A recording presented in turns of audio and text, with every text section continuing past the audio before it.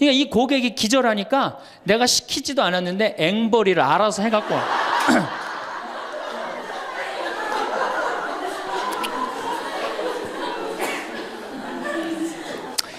그래서 이제 교우들이 하도 성당을 짓자 난 안 짓는다 그러는데 짓자 그래서 3년 9월에 시작해갖고 4년 부활절에 성당을 다 줬어요. 9개월 만에 성당을 뚝딱 줬어요. 그리고 이제 봉헌식을 하는데 교우들이 그러는 거예요. 신부님, 우리가 언제 이렇게 성당을 줬느냐고. 나도 모른다. 이렇게 기절한 상태에서 자기 주머니에 돈이 나오는지도 모르고 막 낸 거야. 깨보니까 성당이 젖은 거예요. 사실은 교우들이 행복하면 성당 짓는 거 어려운 일 아니에요. 우리 정신부님도 모현 성당 참 멋있고 깨끗하게 또 지셨는데 어떻게 또 동백으로 또 가고, 참 불쌍한 신부예요. 사실은 하나만 지면 됐지. 여러분들 조금 기절한 상태에서 좀 도와주세요. 조금 기절한 상태에서. 이렇게 성당에 나오면 행복해야 되는데 우리 천주교는 행복하지 않아요. 성당에 나가면요, 우리 컨셉은 우울이야, 우울.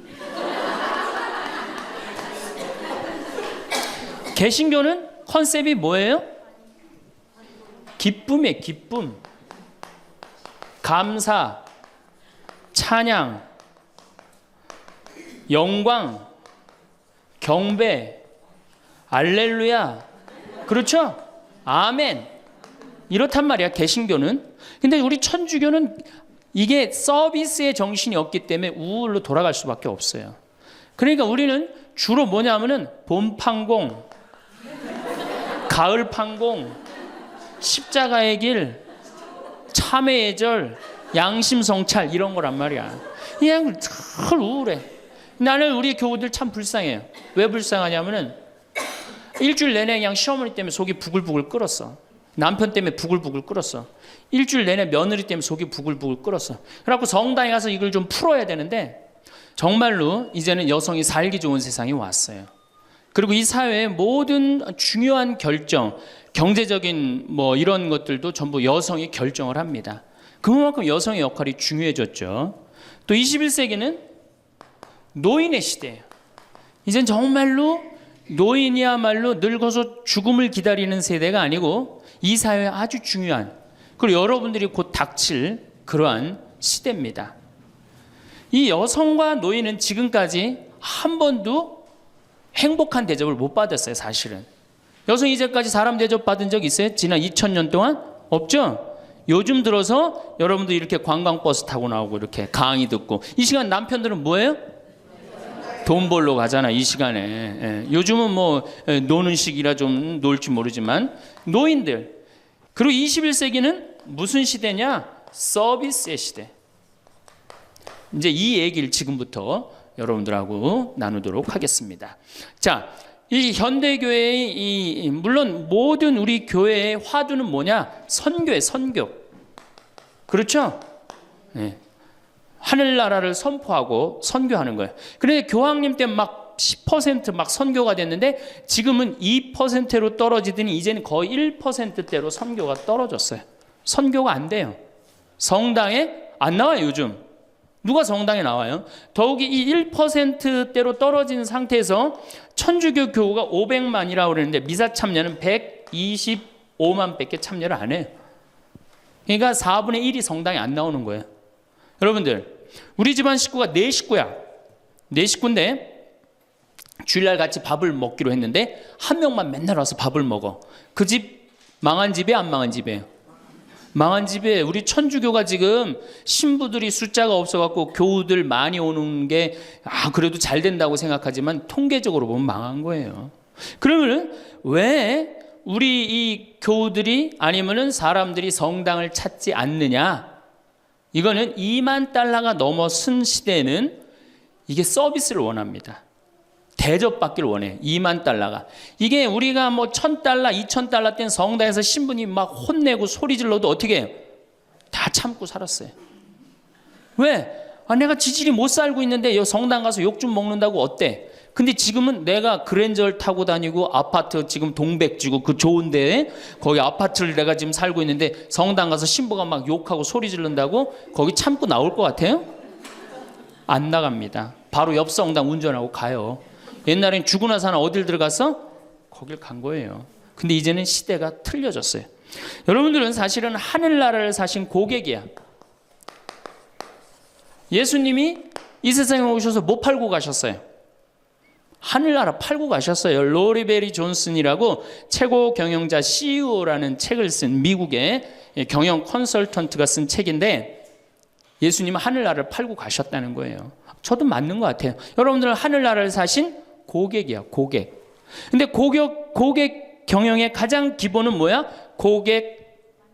그렇지. 여러분들 만족하세요? 성당 나와서? 성당 본당 신부님 모시고 왔다고 또 괜히 또 이상한 소리 하지 마시고 솔직히 말씀하세요.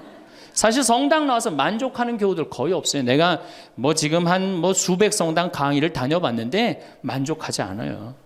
구조 자체가 만족을 못하게 돼 있어요. 본당 신부님의 문제가 아니라. 이제 고객 경영의 다음은 고객 감동이야. 성당 나와서 감동 받아요? 더 못 받지. 감동 무슨 감동이야. 이제는 고객 기절의 시대야. 성당 나와서 기절해요? 기절하기 쉽지 않습니다. 그런데 여러분들 핸드폰 회사에서 10년 전에 처음에 핸드폰을 내놓을 때 선전 하나가 저는 생각이 나요. 어떤 여성이 핸드폰을 이렇게 목에 걸고 막 자기 이 핸드폰에서 36화음이 막 나오는 거야. 너무너무 좋아. 그래갖고 앞에 전보산대를 못 봐요. 전보산대 못 봐갖고 전보산대에 부닥쳐서 기절을 합니다. 그 컨셉이 뭐냐 하면은 우리 핸드폰 쓰면 기절시켜 주겠다. 그거거든. 그래갖고 단일 품목으로 1위에 올라섰어요. 그러니까 이게 고객을 기절시켜 줘야지 고객이 그 물건을 쓴단 말이야. 성당에도 어떻게 해야 돼? 기절해야지 성당에 많이 나오는 거예요. 근데 우리 수원교구, 내가 수원교구 신부지만은 수원교구 사실 만족, 감동, 기절할 일이 없어요. 서울에서 막 인구가 막 밀려갖고 툭하면 본당 분가야. 그래갖고 내가 성당을 정말로 열심히 줬어. 상하성당을 열심히 줬어. 사실 신갈성당부터 시작해줘. 신갈성당을 열심히 줬어. 그래갖고 열심히 져갖고 이제 내 열심히 신앙생활을 해야 되겠다. 그런데 갑자기 어느 날 본당 신부가 본당 분가. 근데 재수없이 신갈성당에 속해서 산 게 아니라 내가 살고 있는 데가 상하구역이야. 그럼 어떻게 돼요? 또 내야 돼. 그래갖고 또 한 5년 열심히 졌어. 근데 열심히 졌는데 내가 또 이사를 갔는데 돈 모았고 이사를 갔는데 그 와중에 동백으로 갔는데 거기서 또 성당을 또 짓는다고 신축금을 내라 그래. 고객 기절이 아니라 고객 짜증이에요. 여러분들 돈 있는 교우들은 그나마 열심한 교우들은 냅니다. 근데 돈 없는 교우들은 한 번 못 내고 두 번 못 내면 다음에 어때요? 나중에 나오지 뭐. 나중에 돈 생기면 그다음에 내가 나오지. 그리고 떠나요. 그게 10%예요. 한 번 질 때마다 떠나는 인원이 10%예요. 그러니까 개신교는 한 번 지면은 어때요? 또 신축금 냅니까? 안 냅니까? 안 내요. 죽을 때까지 내가 여기 다니면 되는 거예요. 근데 우리 천주교는 내가 그냥 이사 가는 데마다 그냥 성당 짓는데 골라서 가는 교우들도 있어. 그러니까 한 교우가 5성당 짓는 교우들도 많아요. 그래서 저한테 그러는 교우들 많아요. 신부님 제가 앉은 자리에서 5개 졌습니다. 참 이게 참 어려운 일이죠. 5개 성당 지금 평생 신축금만 냈다는 거예요. 정말 우리 교우들을 우리 이 성당에서 정말로 고객 대접을 하느냐. 우선 용어부터가 기분 나빠요. 용어가 신자야, 신자. 믿을 신의 놈자자 써요. 믿는 놈들이다. 이거 믿는 놈들이다. 천주교 공식 기도문이 뭐냐면 신자들이 바치는 빵과 포도주를 받아달라고 그래요. 신자들이. 그러니까 믿는 놈들이 바치는 빵과 포도주를 받아달라. 그래도 여러분들 좋다고 열심히 미사 참여하는 거 보면 신기해. 천주교 교우들. 개신교는 성도예요. 성도. 여러분들 거룩한 물이야. 벌써 믿는 놈들 여러분하고 성도 여러분하고 기분이 어때요? 성도가 훨씬 기분 좋을 거 아니에요. 그렇죠? 불교는 불자야. 부처님의 아들 자자를 씁니다. 부처님의 아드님들. 그러니까 불자님 이게 가능합니다. 그렇죠? 성도님, 거룩한 무리 여러분님 가능하죠? 신자님 가능해요? 믿는 놈들한테 무슨 님자를 붙여요. 그러니까 이 불자님들은 감동을 받는 거예요. 절에 가면 스님이 얼마나 잘해줘요. 정말로 감동을 받죠. 그러니까 이 불자들은 시주를 하면은 100만 원에서 1000만 원 정도 합니다. 한 번 하면 정말 이렇게 해요. 시주 한 번 하면 보통 뭐 영산제 49제 같은 거 지낼 때요 1000만 원, 2000만 원 다 해요. 성도님들은 10,000원에서 한 10만 원 정도 합니다. 헌금을 하면. 믿는 놈들은 1,000원만 하면 되는 거예요. 그러니까 우리 교우들 헌금 안 낸다고 욕하고 혼낼 거 하나도 없다. 교우들을 헌금을 많이 내게 하려면 어떻게 하면 된다? 기절시켜주면 된다. 기절. 고객 감동을 시켜주면 된다는 얘기예요. 그 예수님의 그 경영 기법의 기본은 서비스예요. 사실은 서비스. 이게 굉장히 중요합니다. 예수님은 이 세상에 오셔서 유행어가 있으셨어요. 입만 열면 하시는 말씀이 사랑해라가 아니었어요. 입만 열면 하신 말씀이 뭐냐면은 섬겨라야, 섬겨라. 너희 사이에 높은 사람이 되고자 하는 사람은 남을 섬기는 사람이 되어야 하고 으뜸이 되고자 하는 사람은 종이 되어야 한다. 사실은 사람의 아들도 섬김을 받으러 온 것이 아니라 섬기러 왔고 많은 사람을 위하여 목숨을 바쳐 몸값을 치르러 온 것이다. 마태복음 20장에 나오는 얘기예요. 사람의 아들도 뭐하러 왔어? 서비스하러 왔다는 얘기예요. 섬기러 왔다는 얘기예요. 23장에 보면 너희 중에 으뜸 가는 사람은 너희를 섬기는 사람이 되어야 한다. 누구든지 자기를 높이는 사람은 낮아지고 자기를 낮추는 사람은 높아진다. 마르코 복음에도 예수님이 너희 중에 으뜸이 되고자 하는 사람은 섬기는 사람이 되어야 한다. 그러니까 예수님은 이 세상에 오셔서 봉사 받으러 오신 게 아니라 뭐하러 오셨어요? 봉사로 오신 거예요. 섬기러 오셨어요. 예수님은 분명히 섬기러 왔는데 지금 현대교회를 보면은 거꾸로 돼 있어요. 교우들이 수녀님과 신부님을 섬기고 신부들이 주교님을 섬기고 위에선 통치하고. 이게 경쟁력이 있을 것 같아요? 경쟁력 없습니다. 경쟁력, 시대가 어떤 시대인데 지금 거꾸로 가고 있어요. 대통령도 지금 국민들을 섬기느니 많이 했는데 우리 가톨릭처럼 이렇게 철저하게 이 아래로 그냥 내리꽂는 데는 없어요. 그러니까 경쟁력이 있을 수가 없어요. 예수님은 아무리 당신이 이렇게 말을 해도 못 알아들을 것 같으니까 마지막 날에 어떻게 해요? 스스로 겉옷을 걷어붙이고 제자들의 발을 닦아줍니다. 이스라엘에서 제자들을 그 사막에서 먼지 있는데 발을 닦아준다는 건 종이 할 수 있는 최고의 그 아래의 섬김의 모습을 보여준 거예요. 내가 너희들의 발을 닦았듯이 너희도 어떻게 해라? 서로 섬겨라. 그러니까 이 섬기는 거는 21세기의 문제가 아니고 우리 교회의 본질이에요. 본질. 그러면은 여기 구역장님들이시죠? 반장님들이시죠? 오늘 오신 분들, 여러분들이 사실은 본당에서 누굴 섬겨야 돼? 교우들을. 신부님을 뭐하러 섬겨? 교우를 섬기라니까. 내 구역 식구, 반 식구를 얼마나 섬기느냐에 따라서 그 교회 공동체가 잘 되느냐, 잘 되지 않느냐가 결정되는 거예요. 제가 이렇게 환경센터, 수원에 우리 환경센터 있죠? 거기 직원 하나가 내가 자기 그 월급을 주는 신부인데도 하루는 와갖고 나한테 얼굴이 하얘져갖고 나는 세상에 이렇게 훌륭한 신부님을 처음 봤대. 무슨 얘기냐? 자기가 이 어느 서둔동 성당에 다니는데 그때 내 동창 신부가 있었어요. 한 10년 전 얘기예요. 동창 신부가 있었는데 자기 부인이 결혼을 하자마자 자궁에 문제가 있었고 병원에 입원을 한 거예요. 근데 이 형제는 세례를 받았지만 자매는 세례를 받지 않았어요. 그런데 그 구역에서 가만히 이렇게 가정 방문을 이렇게 구역장님들이 사정을 제일 잘하는 사람이 누구예요? 구역 사정을 제일 잘하는 사람. 본당 신부가 알아요? 모릅니다. 구역장님들이 제일 잘 알아요. 그래서 구역장님은 본당의 작은 신부들이야. 그러니까 이분들이 진짜 섬길 줄 알아야 돼. 근데 가정 방문을 가보니까 그 집이 결혼을 했는데 새색 씨가 입원을 한 거야. 그냥 본당 신부한테 가서 얘기를 한 거예요. 근데 그 본당 신부가 그 자매한테 형제한테 편지를 보냈어요. 형제님, 결혼하자마자 자매님이 이렇게 아파갖고 얼마나 걱정이 많으냐. 내가 우리 구역장님 통해서 병원에 빈센트 병원에 입원해 있었으니까 병원에 방문을 시켜주고 집안도 좀 이렇게 좀 돌볼 수 있도록 하겠다. 그러니까 너무 걱정하지 말아라. 우리 교회 공동체가 자매님 건강 회복을 위해서 기도하겠다. 이 편지를 우리 직원 베드로라는 이 직원한테 보낸 거예요.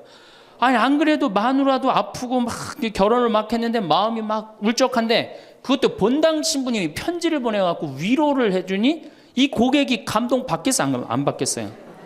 감동 받을 수밖에 없어. 그래갖고 자기는 내 앞에서도 나는 우리 그 최 신부님을 제일 존경한다는 거예요. 이렇게 훌륭한 신부님이 어디 있냐는 거야. 이렇게 감동받고 아니나 달러 구역에서 병원에 가갖고 그 자매한테 기도도 해주고 또 집안 청소도 해주고. 그러니까 이 자매가 태어나자마자 뭐 했어요? 바로 입교했어요. 뭐 했어요? 바로 세례 받았어요. 이 자매가 세례를 받으니까 자기 친정 식구들 어떻게 돼? 당연히 따라서 세례를 받았어요. 우리가 길거리 뛰두르고 나가갖고 이른 양 찾기, 헌 양 찾기, 새 양 찾기 할 일이 아니에요. 진짜 선교 잘하려면 어떻게 하면 돼요? 감동시켜주면 돼요. 기절시켜주면은 알아서 옵니다. 근데 기절시켜줄 생각은 안 하고 어디서 뛰두르고 그냥 헌 양 찾고 새 양 찾고 그거 교우들 피곤해 안 피곤해? 솔직히 피곤해죠? 이게 전국으로 나가는 거니까 확실하게 얘기하세요. 우리 천주교 교우들 부부싸움하고 어디 갈 데 있어요? 없죠? 여러분들 부부싸움 하면은 우리 정현석 신부님이 저기 재워줘요? 정영철 신부님 재워주세요? 사제관에 가면 재워줘요? 잤다가는 신부님도 쫓겨나고 여러분들도 쫓겨나요. 천주교는 어디 가서 잘 데가 없어요. 잘 데가. 그러니까 성당은 많이 전올지 모르지만 교우들이 가서 쉴 데는 없단 말이에요. 영적으로 지친 교우들이. 근데 개신교는 여러분들 지금 버스 타고 여기 이 동백에서 여기까지 지금 오셨는데 여러분들은 못 느꼈지만 저는 그 길을 잘 알아요. 개신교 기도원이 10개가 넘게 여러분들 지나왔어요. 10개는 넘게. 그러니까 막 속상하고 싸우고 그러면 보따리 싸두고 어디 가요? 기도원 가면은 거기서 아버지 막 소리 지르고 막 이러면은 3일 정도 하면은 속 풀리잖아요. 그럼 또 돌아갈 수 있는 거 아니에요. 그거 얼마나 좋아요. 불교는 뭐가 있어요? 절에 가면 암자에서 다 재워줍니다. 제가 88년에 희방사라는 데를 갔었어요. 소백산을 갔는데 희방사에 갔는데 수녀님들하고 같이 갔었어요. 수녀님들하고 같이 여관을 갈 수가 있나? 그래서 희방사에 절에 들어가고 스님한테 그랬어요. 나는 신학생이고 우리 수녀님들인데 내일 새벽에 산에 올라가야 되는데 딱히 잘 데가 없다. 재워줬으면 좋겠다. 근데 스님이요 지금도 기억이 남아요. 두말 않고 방 2개를 수녀님 방, 내 방 이렇게 딱 내주시는 거예요. 주무시고 가시라고. 근데 우리 천주교 어디 가서 좀 재워달라고 그러면 재워줄 때 있어요? 교구청 가면 재워줍니까? 하루 저 어디 가서 잘 데가 없는데 여기 좀 재워주면 안 되겠습니까? 재워줘요? 우리는 우리도 모르게 벽을 하늘같이 쌓고 살고 있어요. 천주교에 들어오기가 제일 어려운 거예요. 돌다 맨 마지막에 오는 데가 어디야? 천주교야. 우리가 그만큼 높은 벽을 쌓아놓고 무슨 고객 만족 예수님이 섬기라고 그러는데 섬기긴 뭘 섬겨요?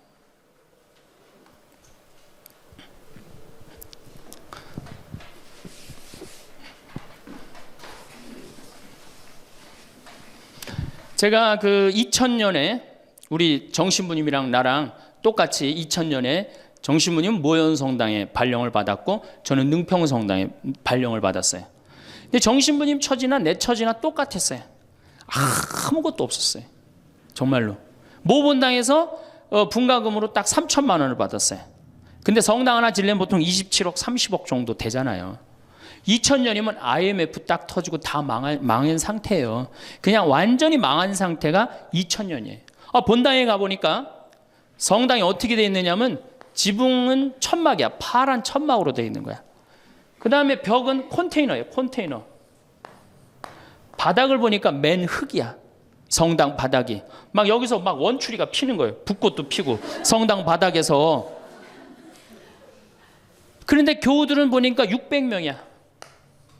교우들 600명인데 30억짜리 건물을 어떻게 줘요? 그래서 제가 그랬어요.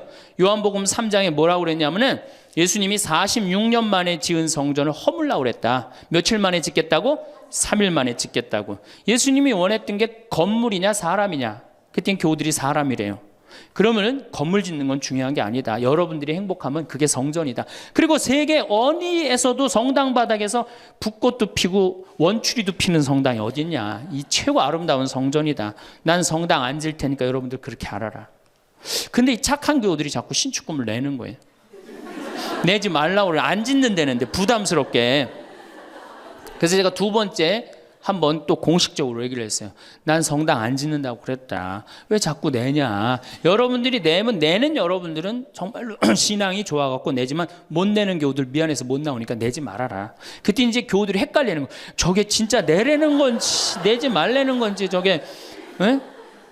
그래서 첫 해에 교우들이 신축금을 얼마를 했냐면 7천만 원을 했어요.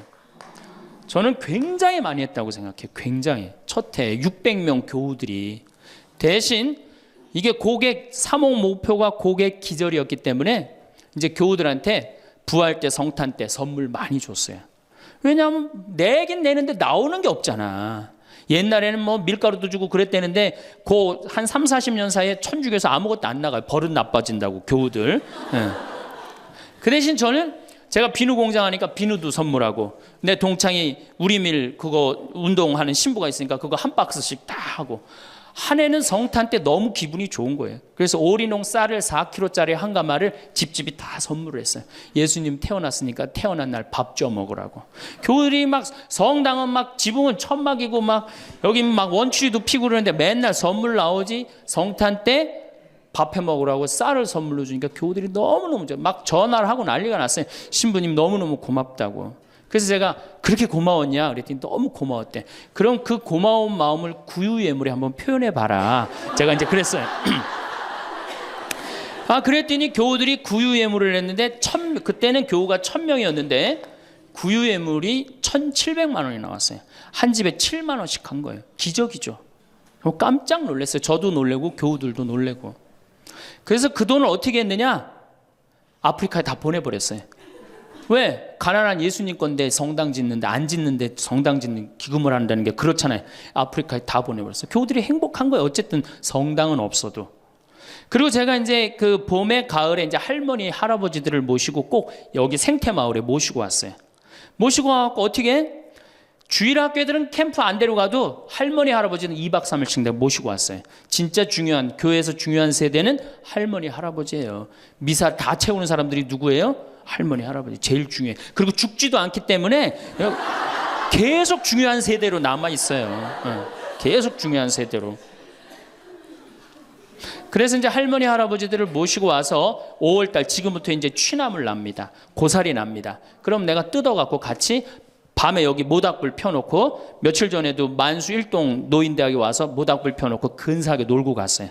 모닥불 펴놓고 고기 구워 먹고 거기서 같이 춤추고 노래하니 할머니 할아버지들이 70, 80 평생 그래본 적 있어요 없어요? 한 번도 없는 너무너무 행복한 거예요. 여기 또 래프팅도 제가 시켜드려요. 할머니들 래프팅. 그래 이제 82살 먹은 스텔라 할머니가 허리가 이렇게 구부러졌는데 자기는 안 내려간다는 거예요. 왜? 신부님 난 늙고 허리도 아프고 그래서 힘도 없고 그래서 난 못한다고. 할머니 배만 타면 배가 떠내려가는 거지 할머니 노짓는 것도 아니니까 그냥 가자. 그래갖고 이제 할머니 손을 잡고 저 래프팅장에 내려갔어요. 근데 이제 할머니 할아버지 한 100분 정도 계셨는데 이게 머리 하얀 할아버지 머리 하얀 할머니들을 노란 하이바 씌워놓고 노란 조끼 입혀놓으니까 늙었는지 젊었는지 구분도 안 돼. 얼마나 이쁜지 몰라요. 그러고 딱 배를 타고 내려가 보니 얼마나 좋아요. 배가 두둥실 떠내려가는 것처럼 마음도 어때요? 나이 먹었다고 여러분들 감정이요. 늙었다고 감정이 없는 게 아니에요. 늙으면 늙을수록 더 감정이 더 정말로 애틋합니다. 그 할머니들 보니까 막 소양강 처녀 부르고 뭐 두만강 부르고 할아버지 배에 물 끼얹고 난리도 아니야. 이제 2시간이 지났어요. 래프팅이 끝나고 할머니가 패들이라고 그래요. 패들을 이렇게 쥐고 이렇게 허리가 구부러졌으니까 이렇게 올라왔어요. 할머니 어땠어요? 그랬더니 이 할머니 하시는 말씀이 죽어도 좋아. 그래요. 죽어도 좋아. 이 고객은 기절을 한 거예요. 이 할머니가 애들을 8을 낳는데 본당에 돌아가갖고 그랬대요. 니네들 다 모여봐라. 다 불렀대요. 죽전, 분당 여기 사는 교우들 다, 저 아들, 딸들을 다 불렀대요. 니네들 내가 80평생 살 동안 나하고 2박 3일 놀러 가고 모닥불 피고 나하고 내 손 잡고 춤춰준 적 있냐? 없지. 니네들 내가 늙었다고 나 래프팅 시켜준 적 있냐? 없지. 근데 우리 신부님이 제가 지금은 40대지만 그때는 30대였거든. 30대 중반. 우리 신부님이 그걸 다 해줬다. 나는 우리 신부님 너무너무 행복하다, 신부님 때문에. 근데 이 신부님이 성당을 줘야 되는데 돈이 없다. 돈이 없으니까 니네들 나한테 못 해준 거 돈 갖고 와라. 그래서 할머니가 신문지에 돈을 이마만큼 싸갖고 왔어요. 이거 뭐냐 그러니까 신부님 이거 내가 신축금으로 자식들한테 걷어온 거래. 그러니까 이 고객이 기절하니까 내가 시키지도 않았는데 앵벌이를 알아서 해갖고 와.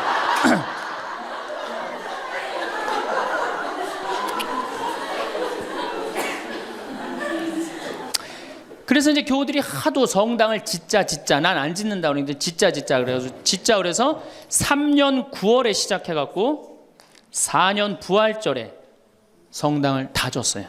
9개월 만에 성당을 뚝딱 줬어요. 그리고 이제 봉헌식을 하는데 교우들이 그러는 거예요. 신부님 우리가 언제 이렇게 성당을 줬느냐고. 나도 모른다. 이렇게 기절한 상태에서 자기 주머니에 돈이 나오는지도 모르고 막 낸 거야. 깨보니까 성당이 젖은 거예요. 사실은 교우들이 행복하면 성당 짓는 거 어려운 일 아니에요. 우리 정신부님도 모현 성당 참 멋있고 깨끗하게 또 지셨는데 어떻게 또 동백으로 또 가고 참 불쌍한 신부예요. 사실은 하나만 지면 됐지. 여러분들 조금 기절한 상태에서 좀 도와주세요. 조금 기절한 상태에서. 이렇게 성당에 나오면 행복해야 되는데 우리 천주교는 행복하지 않아요. 성당에 나가면요 우리 컨셉은 우울이야. 우울. 개신교는 컨셉이 뭐예요? 기쁨이에요. 기쁨, 감사, 찬양, 영광, 경배, 알렐루야.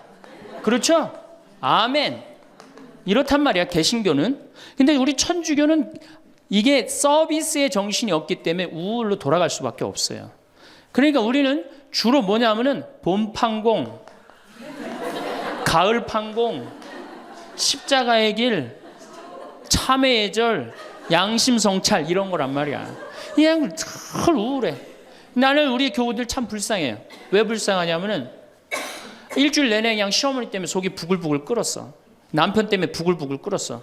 일주일 내내 며느리 때문에 속이 부글부글 끓었어. 그래갖고 성당에 가서 이걸 좀 풀어야 되는데 성당 가면 어떻게 기를 죽이냐면 미사 시작 우리가 첫 전례가 뭐냐면 이 참회의 절이에요. 그래갖고 뭐라고 시키냐면 내 탓이오, 내 탓이오, 내 큰 탓이라고 그러니 이게 풀로 왔는데 이게 풀로 오는 게 다 다시 내 탓으로 다 내가 지고 다시 집에 가는 거야. 이게 미치는 거죠. 제가 한번 어느 성당에 환경 강의를 간 적이 있어요.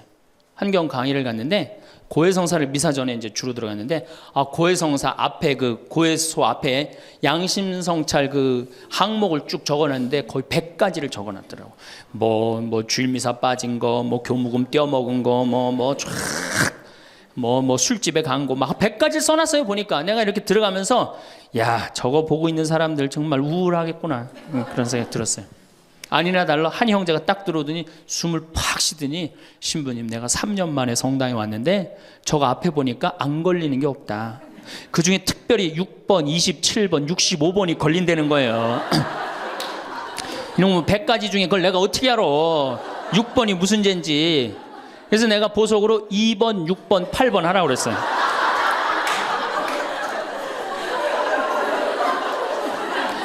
그러니까 우리 교우들은 이게 미사 참여를 해도 막 기쁘거나 내가 좀 하느님한테 경배를 드렸다, 내가 오늘 정말 알렐루야 아멘을 했다 이런 기분이 안 들어요. 미사를 해도 막 그렇고 안 한 것 같기도 하고 성가 썰이 들으면 더 미쳐요. 내가 이 성가 이렇게 피정지도 나가서 부르다가 몇 번 죽을 뻔한 적도 있어요. 주여 임하소서 부르다가 죽을 뻔한 적 많아요. 어떻게 불러? 주여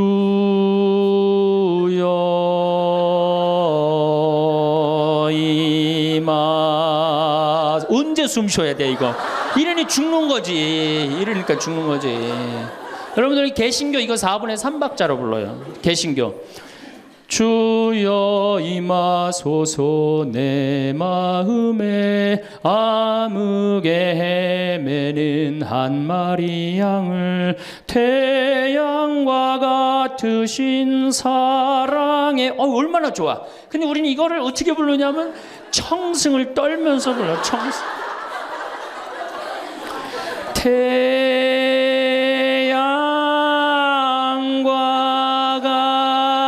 같으신 태양이 무슨 놈의 태양이 그런 태양이 있어요.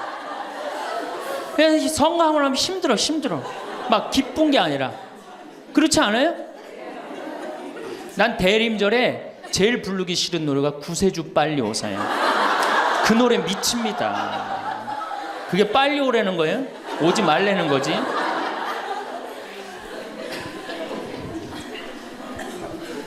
주일학교 아이들을 보면은 참 불쌍해요. 왜 불쌍하냐면 주일학교 아이들이 여름신앙학교를 해요. 그럼 얼마나 신나 여름신앙학교를 하면은. 그래갖고 막 성당에서 티도 주고 간식도 주고 율동도 배우고. 뭐 6학년 애들은 별로 안 좋을지 모르지만 유치부 1, 2, 3학년 애들은 너무너무 신나잖아요. 그러니까 방학을 해가자마자 주일학교 한다고 성당을 막 쫓아갔어. 성당에 월요일날 이제 주일학교 여름신앙학교 하는 첫날 첫 프로그램이 뭐냐면은 참회절이 참회절. 애들을 다 유치부부터 6학년까지 다 앉히고 갑자기 불을 끕니다. 성당불을 다 꺼요. 그리고 초 2개만 딱 켜놓고 주일학교 선생님이 양심성찰을 하자고 그래요. 양심성찰 해갖고 이제 주일학교 선생님이 읽기 시작합니다. 뭐라고 읽어? 유치부부터 6학년까지 앉혀놓고 나는 엄마 몰래 헌금 1,000원 중에 500원을 떼어먹었어. 이러면요 유치부 애들이 눈꼬리가 막 올라가요. 저걸 어떻게 알았지? 내가 헌금 떼어먹은 걸. 난 엄마 몰래 오락실을 갔습니다. 이게 괴로운 거예요. 애들도 괴로운 거예요. 애들도 우울 컨셉으로 이제 성장하기 시작하는 거죠. 이렇게 6년 동안 하면요 애들이 무슨 생각할 것 같아요? 6년 동안 하면은 여러분들이 잘 하셔야 돼요. 6년 동안 맨날 참회절하고 돈 떼어먹고 오락실 가고 성당 안 나가고 부모에게 불호 효도한 놈이 6학년 딱 졸업할 때 무슨 생각을 하냐면 그래 나 같은 죄인은 이제 더 이상 성당 나갈 수가 없어. 나는 주일학교 졸업하는 동시에 성당 안 나올 거야. 죄인들은 다 떨어져 나가요. 그러니까 주일학교가 1,000명이면 중고등학교는 몇 명으로 줄어들어? 100명으로 줄어들어요. 900명의 죄인은 다 떠난 거예요. 나머지 100명은 이제 성당에 그래도 나오는데 얘네들은 어떤 애들이냐? 정말 착한 애들이든지 정말 어리삐리한 놈이지 둘 중에 한 놈만 성당에 나오는 거예요. 개신교는 주일학교가 1,000명이면 중고등학교도 1,000명, 중고등학교가 1,000명이면 청년도 1,000명이에요. 왜? 이들은 기쁘기 때문에. 그게 현대 영성에 맞는 거예요. 이들은 행복하기 때문에. 교회 나가면 행복하잖아. 찬양도 하고 영광도 드리고. 근데 이놈 먹고 성당만 나가면 눈 감켜놓고 뭐 돈 떼어먹었느니 뭐 이러니 애들이 성당 나가고 싶어요. 점점 줄어드는 거예요. 정말로 우리 애가 아이들한테 이 주일학교 아이들이 끝까지 신앙생활을 잘 시키고 싶으면 기쁨의 신앙을 가르쳐야 돼요. 영광의 신앙, 감사의 신앙. 우리가 이게 우울의 극치를 보면은 성지순례 때 이제 우울의 극치야. 성지순례 이거는 진짜 이제 고쳐야 되는 병 중에 병이에요. 성지순례 언제 갑니까? 5월에 가죠? 9월에 가죠? 여러분들 본당 신부님 정말로 훌륭한 본당 신부님 만나갖고 5월 오늘 2일이죠? 이 좋은 때 얼마나 경치가 좋아요 여기. 좋죠? 이렇게 좋은 데 딱 들어와서 장미 만발하고 철쭉 쫙 펴있고 하늘은 파랗고 구름도 높고 얼마나 좋아. 가을에 코스모스 만발하고. 근데 이제 솔매로 성지순례를 간단 말이야. 근데 막 버스를 타려고 그랬는데 내 마음에 맞는 자매가 내 같은 버스를 탔어. 그럼 막 손잡고 팔짝팔짝 뛰어. 그 다음에 허리에는 돈주머니도 차고 간식도 했단 말이야. 근데 레지오 단장이 가만히 보니까 우리 컨셉은 우울인데 저거 너무 들떴다. 그래갖고 이제 버스에 딱 올라타면은 묵주를 딱 꺼내라고 그래.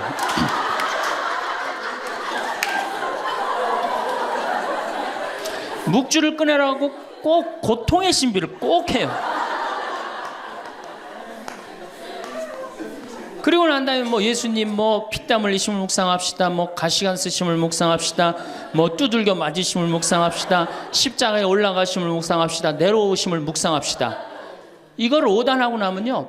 무슨 코스모스 만발하고 장미 뭐 피는 게 어디 있어요. 지금 신부님, 저 예수님 지금 십자가 올라갔다 내려오고 막 피땀 흘리고 그랬는데 그런 관광버스 안이 찬물 끼얹어 놓은 것 같이 조용해져요. 그러면 내가 보기엔 그것만 해도 충분한데 또 김대원 신부님 생애를 누가 또 들고 나와서 읽기 시작을 합니다. 신부님 할아버지는 감옥에서 매 맞아 죽고 아버지는 1839년 기회박해 때 목 잘려 죽고 막 이런 얘기하면은 버스 아니 뭐 지금 뭐 관광버스를 탔는지 이게 관광버스가 아니에요. 장례차가 가는 거 장례차.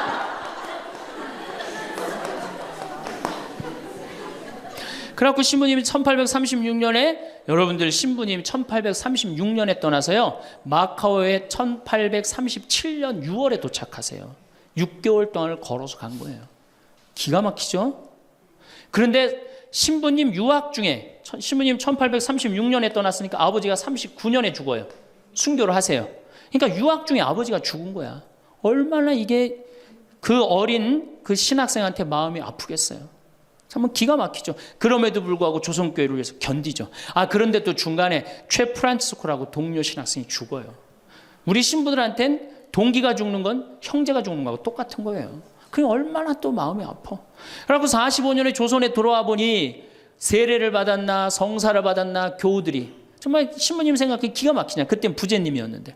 그래갖고 빨리 신부님을 영입해야 되겠다. 그리고 이제 서해 바다에서 배를 요 12m 정도밖에 안 되는 배를 타고 그거를 상하이를 건너간다고 간 거예요. 어부들은 신부님이 하도 그 부제님이 하도 똑똑하고 그러니까 항해수를 아는 줄 알고 무조건 따라갔는데 항해수를 알긴 뭘 알아. 저쪽이 중국일 것이다. 가자. 그리고 간 거예요. 그러니 돛 떨어지고 닷 깨지고 20일 동안 표류를 합니다. 정말 죽을 둥 살 둥 해갖고 중국에 도착을 해요. 상해 가갖고 또 고초를 겪고. 그래서 이제 주교님을 만나갖고 서품을 받고 또 어떻게 또 중국에서는 또 어떻게 저쪽이 조선일 것이다. 그것도 주교님까지 모시고 가자. 그래갖고 갔어요. 갔는데 웬걸 딱 도착을 했는데 사람이 말을 하는 이상한 말을 하는 거 어디서 와서 꽝 이러는 거예요. 제주도로 간 거예요. 제주도로 잘못 가갖고 제주도에서 또 미사를 봉헌하시고 인천 아파트로 와서 사목을 하는데 잠을 잡니까? 뭐를 합니까? 그러다가 6월 달에 순이도에서 붙잡히세요. 붙잡혀갖고 한양으로 압송을 되는데 6월에서 9월이면 여름을 지나는 거 아니에요? 얼마 똑똑해. 세계 지도 그릴 줄 알지, 라틴어 할 줄 알지, 중국어 할 줄 알지. 이 급변하는 세상에서 나라를 위해서 일 좀 하려고 그러는데 우리 대장 예수님을 두고 내가 어디를 하느냐 이래갖고 그냥 당당하게 이렇게 견디시잖아요. 그래갖고 막 신부님 허벅지를 때려. 그래갖고 막 구데기가 끓고 그러죠. 그러다 9월 16일 날 신부님이 순교를 하셔요. 세남토에서. 근데 돌아가실 때 또 어떻게 돌아가시느냐? 이쪽으로 되면 잘 자르겠느냐, 저쪽으로 되면 잘 자르. 얼마나 용감하세요. 그래갖고 8번째 칼에 신부님 목이 떨어졌다. 이렇게 훌륭한 성인 신부님을 모시고 사는데 여러분들 뭐 하는 거냐? 주일 미사도 잘 안 나오고 선교도 안 하고 그럼 또 그냥 막 기가 죽어갖고 고개를 또 우울 컨셉으로 고개를 숙이는 거야. 자, 장하다 순교자 합시다. 장하다 순교자 주 이래면 진짜 장례차가 가는 거예요.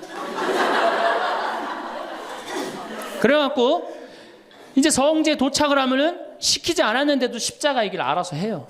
시키지 않았는데. 그리고 이제 밥을 먹고 나면은 레지오 단장이 미안한 거야. 그래도 1년에 한 번 관광버스 타고 나왔는데 이거 묵주기도부터 기죽이기 시작해갖고 뭐 신부님 생에 막 아버지도 죽고 할아버지도 죽고 엄마는 거지가 돼서 돌아다니고 막 장하다 순교자까지 하고 막 십자가의 길 하고 하늘은 파랗고 꽃은 만발한데 너무 우울해. 그럼 이제 전심 때 술을 따르기 시작합니다. 한 잔씩 먹이기 시작해요. 한 잔씩 먹이고 돌아올 때 보면요 가관이 아니에요. 분명히 갈 때는 장하다로 갔는데 올 땐 차차차로 오는 거예요.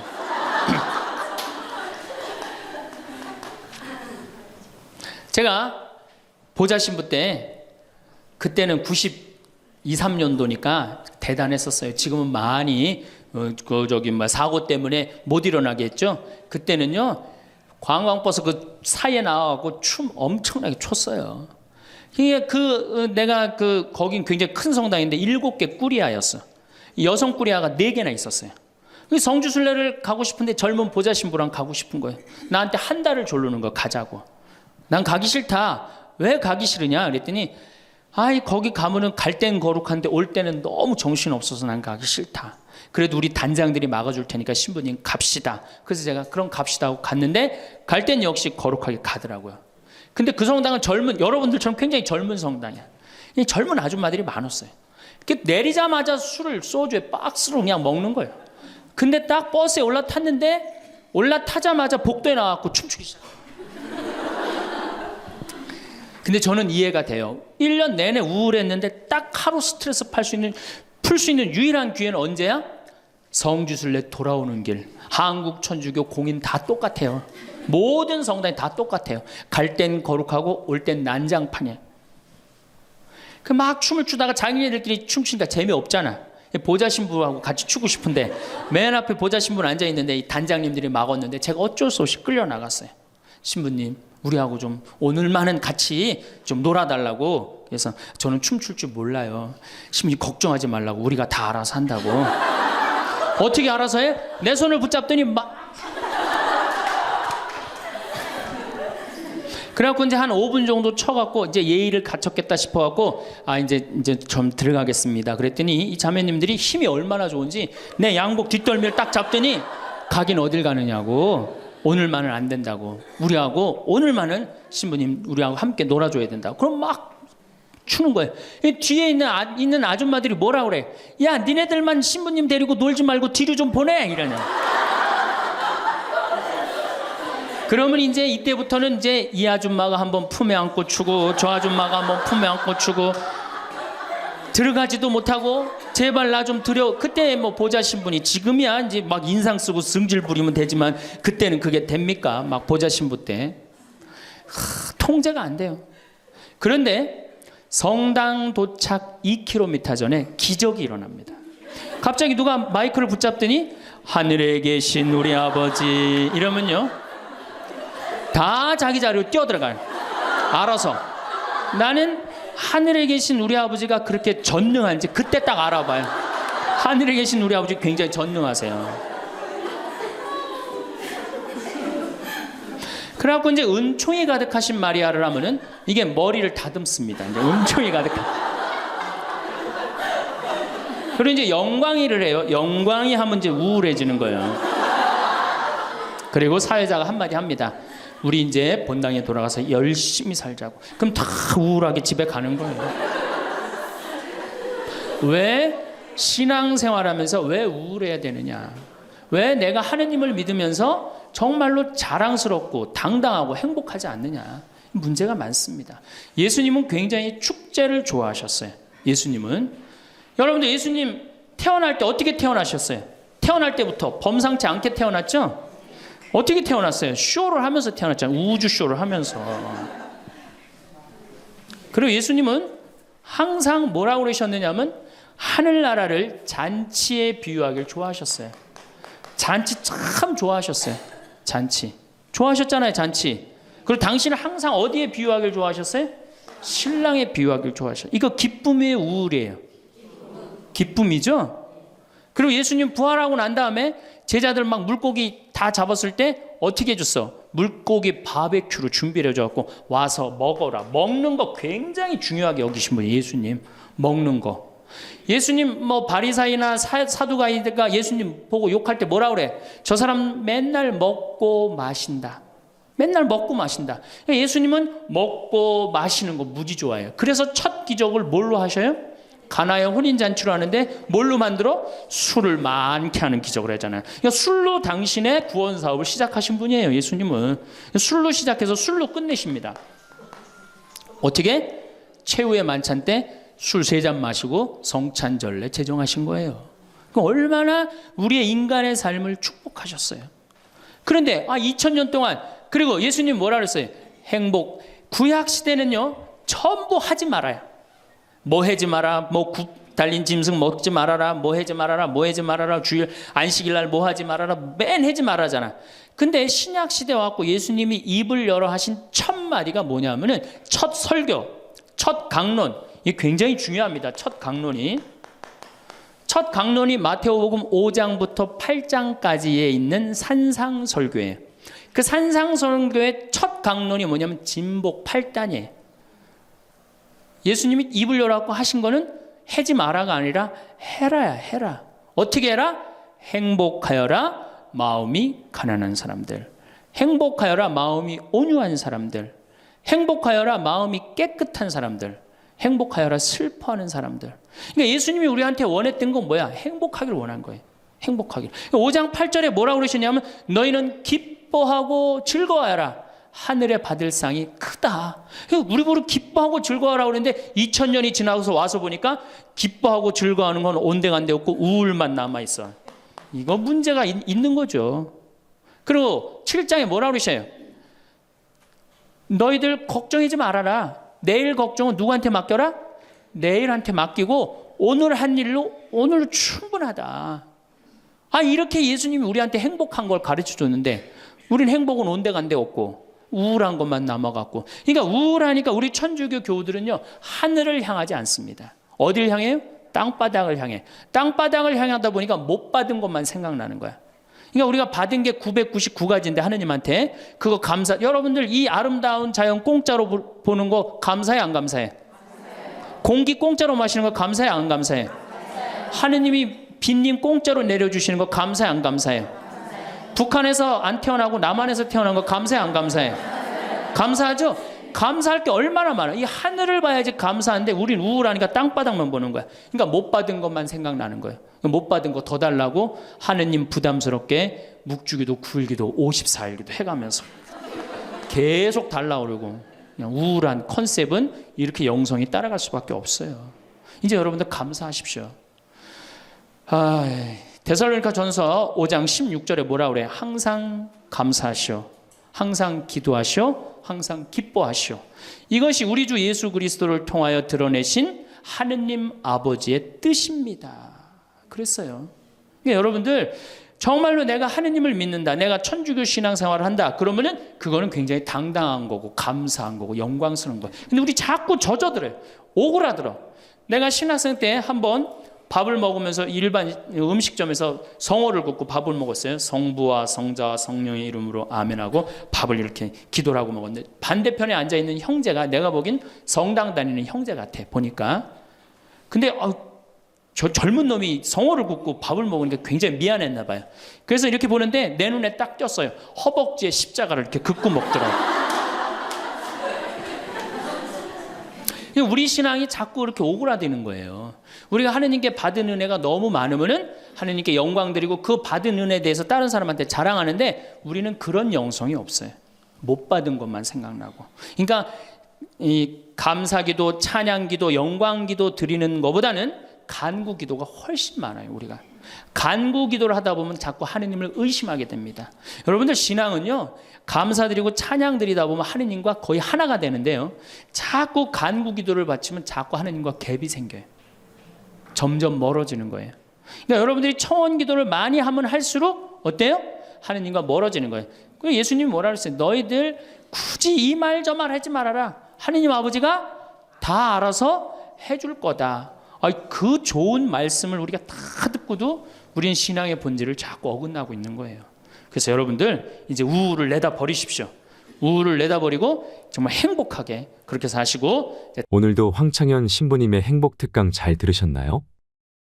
이어서 나이 들수록 들으면 도움이 되는 지혜의 말씀을 들려드리겠습니다. 나는 분명히 주변 사람들에게 잘해주며 살아온 것 같은데 살다 보면 내가 이용당하고 무시받고 있는 것 같다는 생각이 들 때가 있습니다. 인간관계에 있어서는 항상 무례한 행동을 일삼는 사람과 만나게 되고 정신적으로도 많이 힘듭니다. 이렇게 타인의 무시나 무례한 행동으로 고민이신 분들을 보면 심성이 착한 분들이 참 많습니다. 심성이 착하고 마음이 여린 사람일수록 상처를 받기도 쉽고 그 상처의 깊이도 더 깊습니다. 그런데 이런 분들은 자신이 약하고 바보 같아서 그렇다고 자책하는 경우가 많습니다. 그러나 절대 그렇지 않습니다. 착한 것은 약한 것이 아닙니다. 심성이 착한 분들에게 이런 경우가 빈번히 발생하는 것은 이런 분들의 여리고 착한 심성을 이용하는 사람들이 문제인 것입니다. 세상을 살아가면서 좋은 사람도 있지만 여러분에게 독이 되는 사람도 분명히 있습니다. 첫 번째, 의사 표현을 정확하게 하세요. 분명하고 정확하게 말하면 맺고 끊음이 분명하고 사람이 철저하다는 인상을 줍니다. 여러분의 선이 명확하면 상대방도 일단 경계합니다. 쉽게 보이지 않기 때문입니다. 일과 관련해서는 본인의 업무를 잘 파악하며 분명하고 정확하게 말하는 연습을 해야 합니다. 또한 대화를 할 때 필요한 말을 정리하여 천천히 말하는 것이 좋습니다.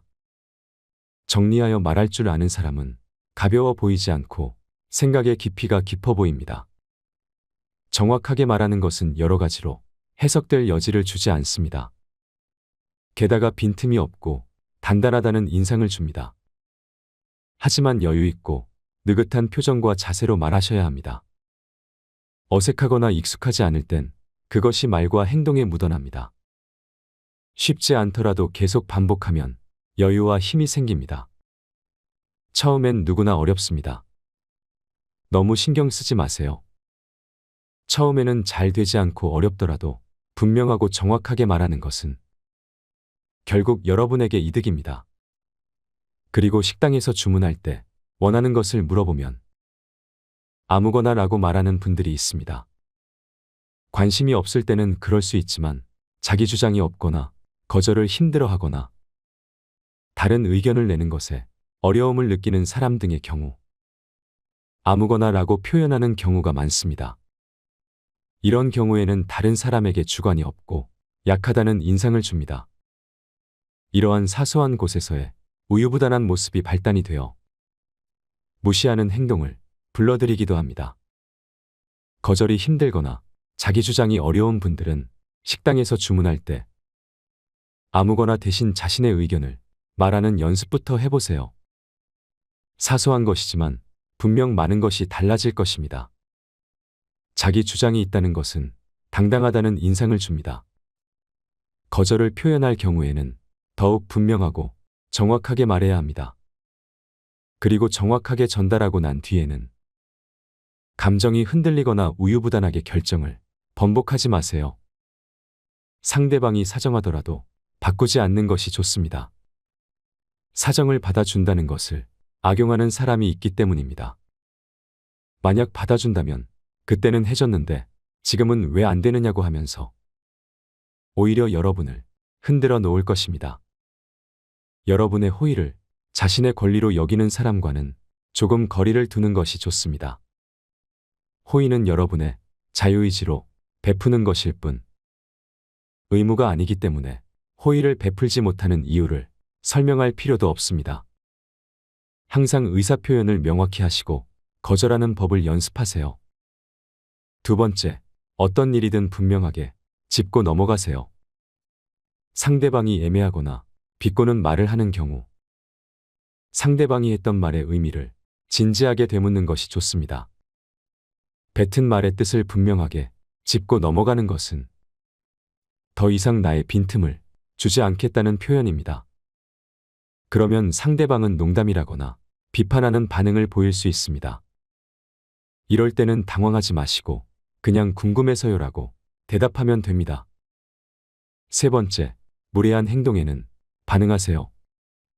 무례한 행동에 반응하지 않고 무시한다면 다음에는 그 사람이 여러분에게 더 큰 무례한 행동을 할 수도 있습니다. 약한 강도의 무례한 행동을 상대방의 실수로 생각하거나 농담 정도로 넘기기도 합니다. 그런 것에 화낸다는 것이 속 좁은 사람처럼 보일 수도 있고 민망하기도 해서 그냥 웃으며 받아주는 척하는 경우도 있습니다. 그러면 자신의 무례한 행동을 미안해하는 사람도 있지만 여기에 힘을 얻어서 심한 행동을 하는 사람도 있습니다. 약한 강도의 무례한 행동이 상대방의 간을 보는 행동일 수 있는 것입니다. 즉, 일부러 해보는 것이죠. 상대의 반응을 보고 다음 행동을 취하는 것입니다. 말을 얼버무리거나 피하려는 자세로 대하면 상대방은 여러분이 약하다고 느낄 것입니다. 실제로 많은 사람들이 그렇습니다. 물론 한두 번 참아줄 수는 있습니다. 그러나 선을 넘는다는 생각이 든다면 참을 필요는 없습니다. 네 번째, 적당히 베푸세요. 베푸는 것은 우리가 미덕으로 여기는 가치 중 하나입니다. 그러나 때로는 베푸는 것이 상대방에게 해로울 수도 있습니다. 그들은 우리가 예상한 것보다 더 많은 것을 요구하거나 우리의 자원을 지나치게 고갈시키는 일이 발생할 수 있습니다. 이런 문제를 막는 해결책 중 하나는 여러분 자신을 먼저 생각하는 것입니다. 심성이 착한 분들은 남을 먼저 생각합니다. 그런데 상대방은 감당할 만하니까 들어주나 보다라고 생각하고 다음에는 더 큰 것을 부탁할 것입니다. 물건을 깎다 보면 더 낮출 수 있을 것 같아 한 번 더 깎는 것처럼 말이죠. 선이라도 적당히 베푸세요. 나 자신을 먼저 생각하는 것도 용기입니다. 봉사도 도울 여유가 있다면 하는 것이지. 나 자신을 잃고 과할 정도로 힘들게 해서는 안 된다는 것입니다. 내 능력과 생활, 가족까지 고려했을 때 가능하다면 돕는 것이고 힘들다면 베풀 수 없는 것입니다.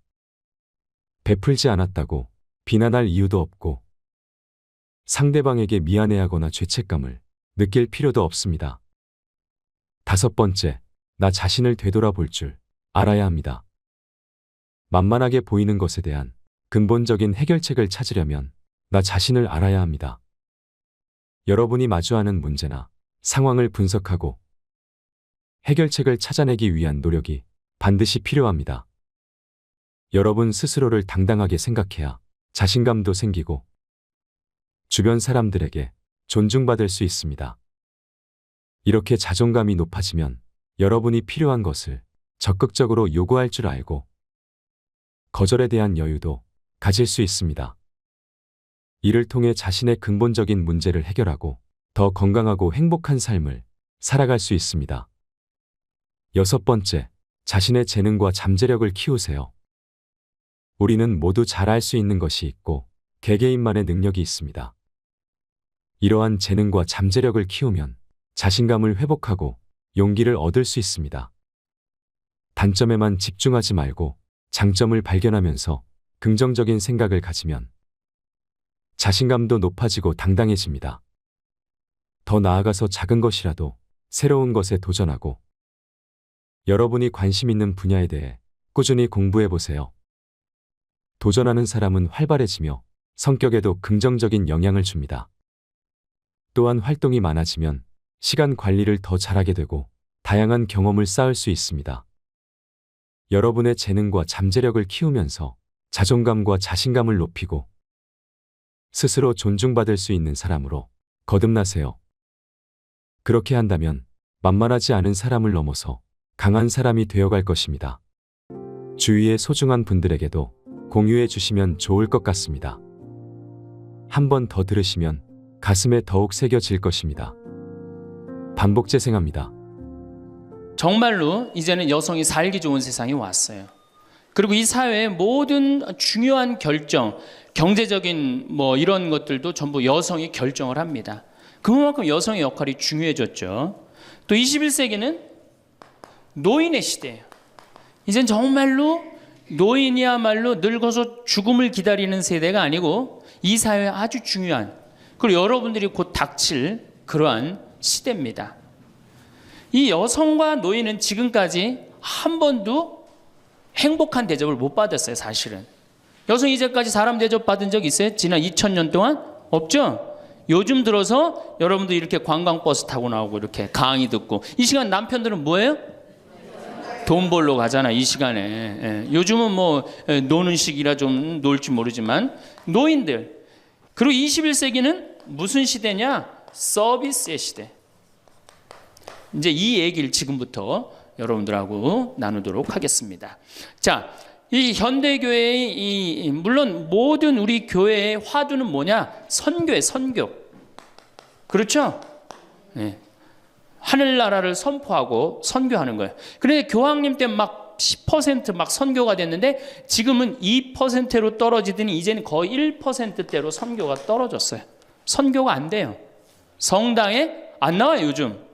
누가 성당에 나와요? 더욱이 이 1%대로 떨어진 상태에서 천주교 교우가 500만이라고 그러는데 미사 참여는 125만 밖에 참여를 안 해요. 그러니까 4분의 1이 성당에 안 나오는 거예요. 여러분들, 우리 집안 식구가 4식구야. 4식구인데 주일날 같이 밥을 먹기로 했는데 한 명만 맨날 와서 밥을 먹어. 그 집 망한 집이에요, 안 망한 집이에요? 망한 집에 우리 천주교가 지금 신부들이 숫자가 없어갖고 교우들 많이 오는 게 그래도 잘 된다고 생각하지만 통계적으로 보면 망한 거예요. 그러면 왜 우리 이 교우들이 아니면은 사람들이 성당을 찾지 않느냐? 이거는 2만 달러가 넘어선 시대에는 이게 서비스를 원합니다. 대접받기를 원해. 2만 달러가. 이게 우리가 뭐 1,000달러, 2,000달러 땐 성당에서 신부님 막 혼내고 소리 질러도 어떻게 해요? 다 참고 살았어요. 왜?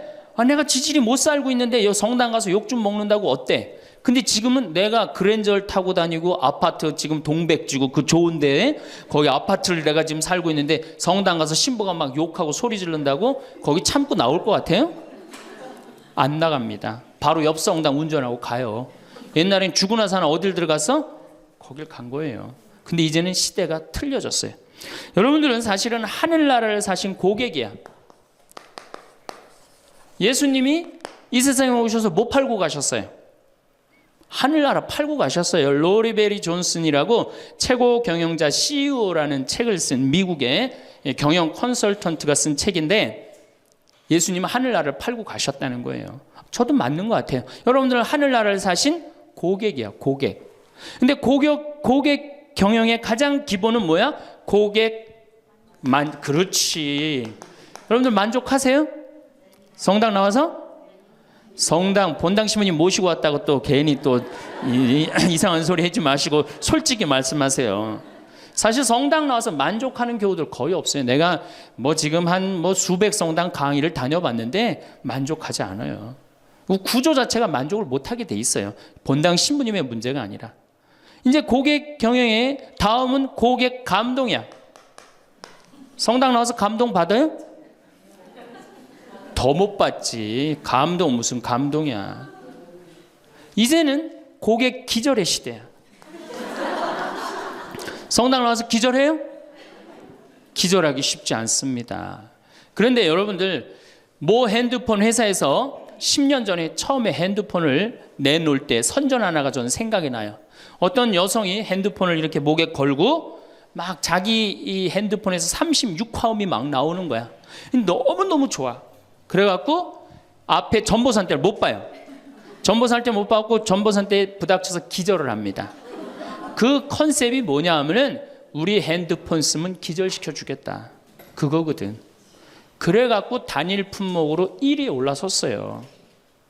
그러니까 이게 고객을 기절시켜줘야지 고객이 그 물건을 쓴단 말이야. 성당에도 어떻게 해야 돼? 기절해야지 성당에 많이 나오는 거예요. 근데 우리 수원교구, 내가 수원교구 신부지만은 수원교구 사실 만족, 감동, 기절할 일이 없어요. 서울에서 막 인구가 막 밀려갖고 툭하면 본당 분가야. 그래갖고 내가 성당을 정말로 열심히 줬어. 상하성당을 열심히 줬어. 아니 사실 신갈성당부터 시작해줘. 신갈성당을 열심히 줬어. 그래갖고 열심히 져갖고 이제 근데 열심히 신앙생활을 해야 되겠다. 그런데 갑자기 어느 날 본당 신부가 본당 분가. 근데 재수없이 신갈성당에 속해서 사는 게 아니라 내가 살고 있는 데가 상하구역이야. 그럼 어떻게 돼요? 또 내야 돼.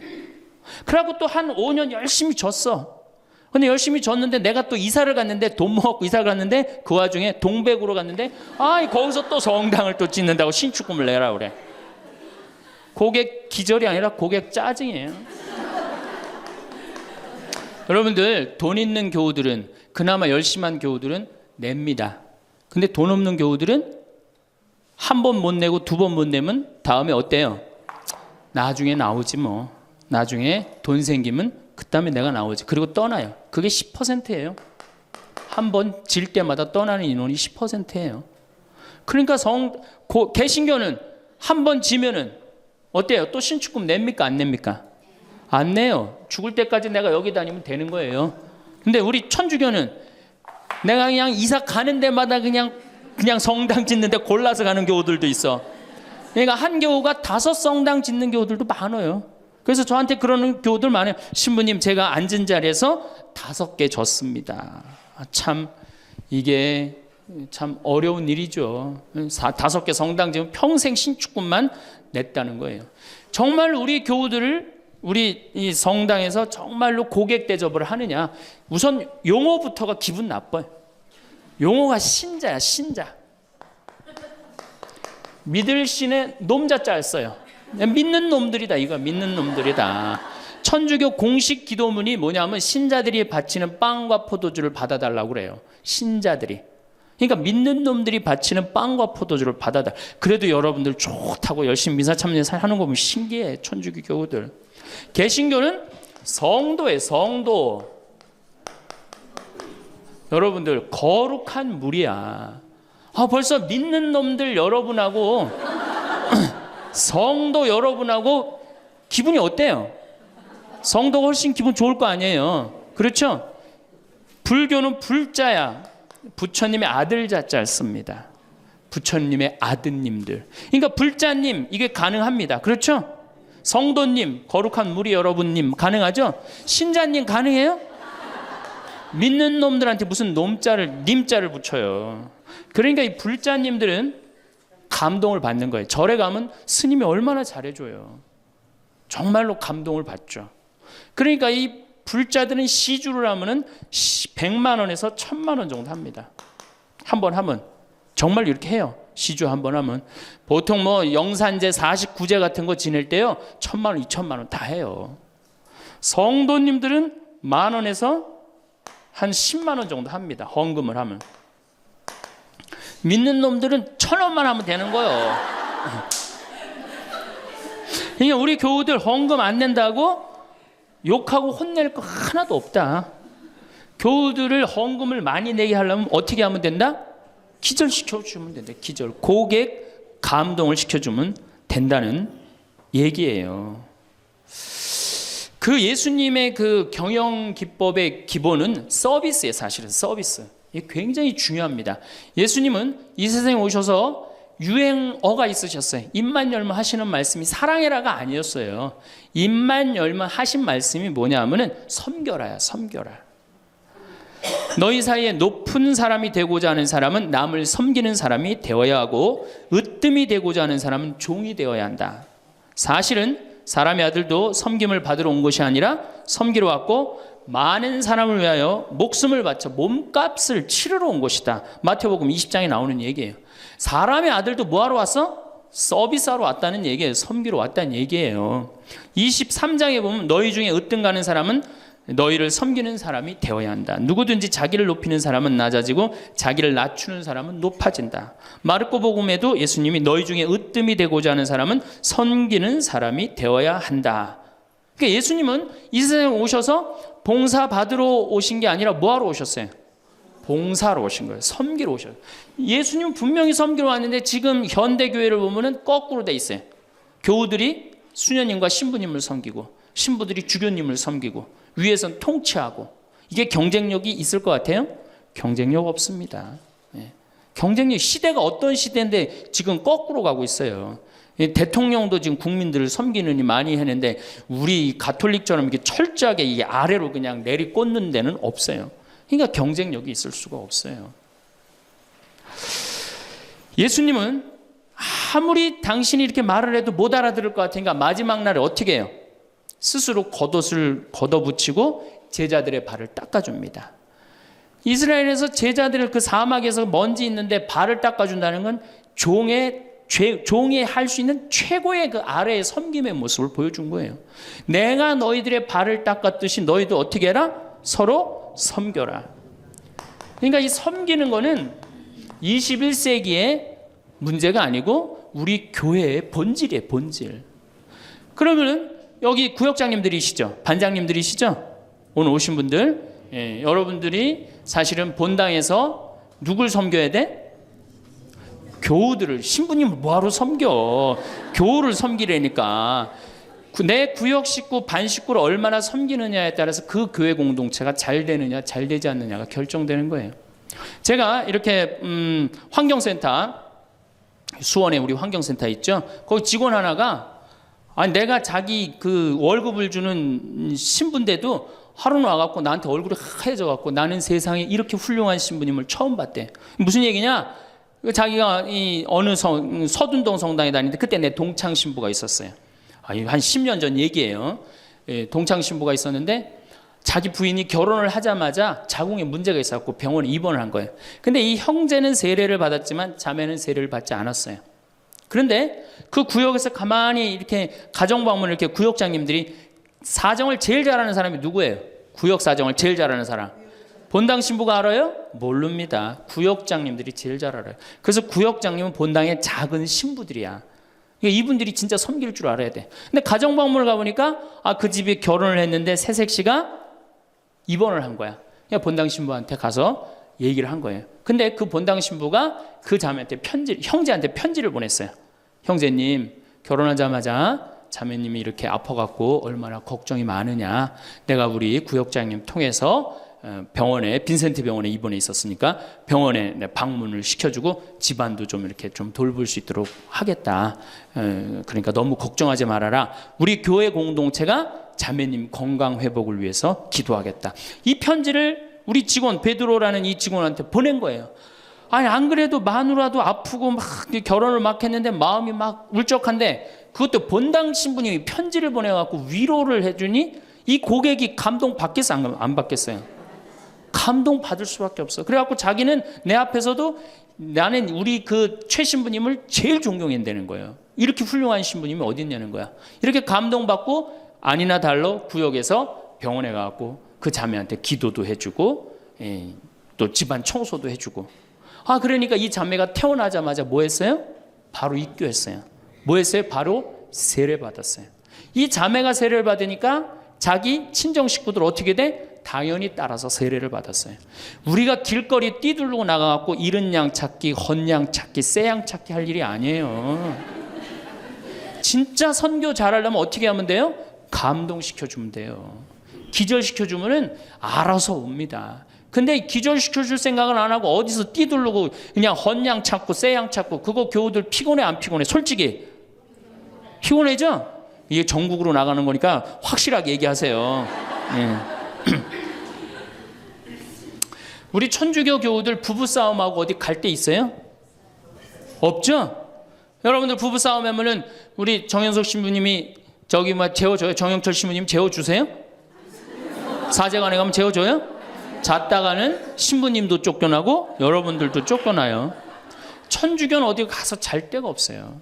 잘 데가. 그러니까 성당은 많이 저놀지 모르지만 교우들이 가서 쉴 데는 없단 말이에요. 영적으로 지친 교우들이. 근데 개신교는 여러분들 지금 버스 타고 여기 이 동백에서 여기까지 지금 오셨는데 여러분들은 못 느꼈지만 저는 그 길을 잘 알아요. 개신교 기도원이 10개가 넘게 여러분들 지나왔어요. 10개는 넘게. 그러니까 막 속상하고 싸우고 그러면 보따리 싸두고 어디 가요? 기도원 가면은 거기서 아버지 막 소리 지르고 막 이러면은 3일 정도 하면은 속 풀리잖아요. 그럼 또 돌아갈 수 있는 거 아니에요. 그거 얼마나 좋아요. 불교는 뭐가 있어요? 절에 가면 암자에서 다 재워줍니다. 제가 88년에 희방사라는 데를 갔었어요. 소백산을 갔는데 희방사에 갔는데 수녀님들하고 같이 갔었어요. 수녀님들하고 같이 여관을 갈 수가 있나? 그래서 희방사에 절에 들어가고 스님한테 그랬어요. 나는 신학생이고 우리 수녀님들인데 내일 새벽에 산에 올라가야 되는데 딱히 잘 데가 없다. 재워줬으면 좋겠다. 근데 스님이요 지금도 기억이 남아요. 두말 않고 방 2개를 수녀님 방, 내 방 이렇게 딱 내주시는 거예요. 주무시고 가시라고. 근데 우리 천주교 어디 가서 좀 재워달라 그러면 재워줄 데 있어요? 교구청 가면 재워줍니까? 하루 저 어디 가서 잘 데가 없는데 여기 좀 재워주면 안 되겠습니까? 재워줘요? 우리는 우리도 모르게 벽을 하늘같이 쌓고 살고 있어요. 천주교에 들어오기가 제일 어려운 거예요. 돌다 맨 마지막에 오는 데가 어디야? 천주교야. 우리가 그만큼 높은 벽을 쌓아놓고 무슨 고객 만족, 예수님이 섬기라고 그러는데 섬기긴 뭘 섬겨요?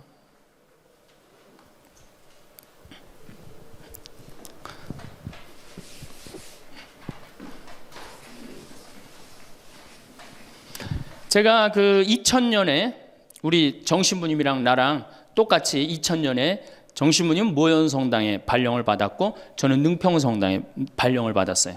근데 정신부님 처지나 내 처지나 똑같았어요. 아무것도 없었어요. 정말로. 모본당에서 분가금으로 딱 3천만 원을 받았어요. 근데 성당 하나 지려면 보통 27억, 30억 정도 되잖아요. 2000년이면 IMF 딱 터지고 다 망한 상태예요. 그냥 완전히 망한 상태가 2000년이에요. 본당에 가보니까 성당이 어떻게 되어 있느냐면 지붕은 천막이야. 파란 천막으로 되어 있는 거야. 그 다음에 벽은 컨테이너예요. 컨테이너. 바닥을 보니까 맨 흙이야. 성당 바닥이. 막 여기서 막 원추리가 피는 거예요. 붓꽃도 피고 성당 바닥에서. 그런데 교우들은 보니까 600명이야. 교우들 600명인데 30억짜리 건물을 어떻게 줘요? 그래서 제가 그랬어요. 요한복음 3장에 뭐라고 그랬냐면은 예수님이 46년 만에 지은 성전을 허물라고 그랬다. 며칠 만에 짓겠다고? 3일 만에 짓겠다고. 예수님이 원했던 게 건물이냐 사람이냐? 그랬더니 교우들이 사람이래요. 그러면은 건물 짓는 건 중요한 게 아니다. 여러분들이 행복하면 그게 성전이다. 그리고 세계 어디에서도 성당 바닥에서 붓꽃도 피고 원추리도 피는 성당이 어딨냐. 이 최고 아름다운 성전이다. 난 성당 안 질 테니까 여러분들 그렇게 알아라. 근데 이 착한 교우들이 자꾸 신축금을 내는 거예요. 내지 말라고 그래. 안 짓는다는데 부담스럽게. 그래서 제가 두 번째 한번 또 공식적으로 얘기를 했어요. 난 성당 안 짓는다고 그랬다. 왜 자꾸 내냐. 여러분들이 내면 내는 여러분들은 정말로 신앙이 좋아갖고 내지만 못 내는 교우들 미안해서 못 나오니까 내지 말아라. 그때 이제 교우들이 헷갈리는 거. 저게 진짜 내라는 건지 내지 말라는 건지 저게. 에? 그래서 첫 해에 교우들이 신축금을 얼마를 했냐면 7천만 원을 했어요. 저는 굉장히 많이 했다고 생각해요. 굉장히. 첫 해에 600명 교우들이. 대신 이게 고객 사목 목표가 고객 기절이었기 때문에 이제 교우들한테 부활 때 성탄 때 선물 많이 줬어요. 왜냐하면 내긴 내는데 나오는 게 없잖아. 옛날에는 뭐 밀가루도 주고 그랬대는데 그 한 3, 40년 사이에 천주교에서 아무것도 안 나가요. 버릇 나빠진다고 교우들. 네. 그 대신 저는 제가 비누 공장 하니까 비누도 선물하고 내 동창이 우리밀 그거 운동하는 신부가 있으니까 그거 한 박스씩 다 하고 한 해는 성탄 때 너무 기분이 좋은 거예요. 그래서 오리농 쌀을 4kg짜리 한 가마를 집집이 다 선물을 했어요. 예수님 태어났으니까 태어난 날 밥 줘 먹으라고. 교우들이 막 성당은 막 지붕은 천막이고 막 여기 막 원추리도 피고 그러는데 맨날 선물 나오지. 성탄 때 밥 해 먹으라고 쌀을 선물로 주니까 교우들이 너무너무 막 전화를 하고 난리가 났어요. 신부님 너무너무 고맙다고. 그래서 제가 그렇게 고마웠냐 그랬더니 너무 고마웠대. 그럼 그 고마운 마음을 구유예물에 한번 표현해 봐라. 제가 이제 그랬어요. 그랬더니 교우들이 구유예물을 했는데 그때는 교우가 1000명이었는데 구유예물이 1700만 원이 나왔어요. 한 집에 7만 원씩 한 거예요. 기적이죠. 깜짝 놀랐어요. 저도 놀래고 교우들도 놀래고. 그래서 그 돈을 어떻게 했느냐? 아프리카에 다 보내버렸어요. 왜? 가난한 예수님 건데 성당 짓는데 안 짓는데 성당 짓는 기금을 한다는 게 그렇잖아요. 아프리카에 다 보내버렸어요. 교우들이 행복한 거예요. 어쨌든 성당은 없어도. 그리고 제가 이제 그 봄에 가을에 이제 할머니 할아버지들을 모시고 꼭 여기 생태마을에 모시고 왔어요. 모시고 와갖고 어떻게? 주일학교들은 캠프 안 데려가도 할머니 할아버지는 2박 3일씩 내가 모시고 왔어요. 진짜 중요한 교회에서 중요한 세대는 할머니 할아버지예요. 미사 다 채우는 사람들이 누구예요? 할머니 할아버지 제일 중요해. 그리고 죽지도 않기 때문에 계속 중요한 세대로 남아 있어요. 계속 중요한 세대로. 그래서 이제 할머니 할아버지들을 모시고 와서 5월달 지금부터 이제 취나물 납니다. 고사리 납니다. 그럼 내가 뜯어갖고 같이 밤에 여기 모닥불 펴놓고 며칠 전에도 만수 일동 노인대학에 와서 모닥불 펴놓고 근사하게 놀고 갔어요. 모닥불 펴놓고 고기 구워 먹고 거기서 같이 춤추고 노래하니 할머니 할아버지들이 70, 80 평생 그래본 적 있어요 없어요? 한 번도 없는 너무너무 행복한 거예요. 여기 또 래프팅도 제가 시켜드려요. 할머니들 래프팅. 그래 이제 82살 먹은 스텔라 할머니가 허리가 이렇게 구부러졌는데 자기는 안 내려간다는 거예요.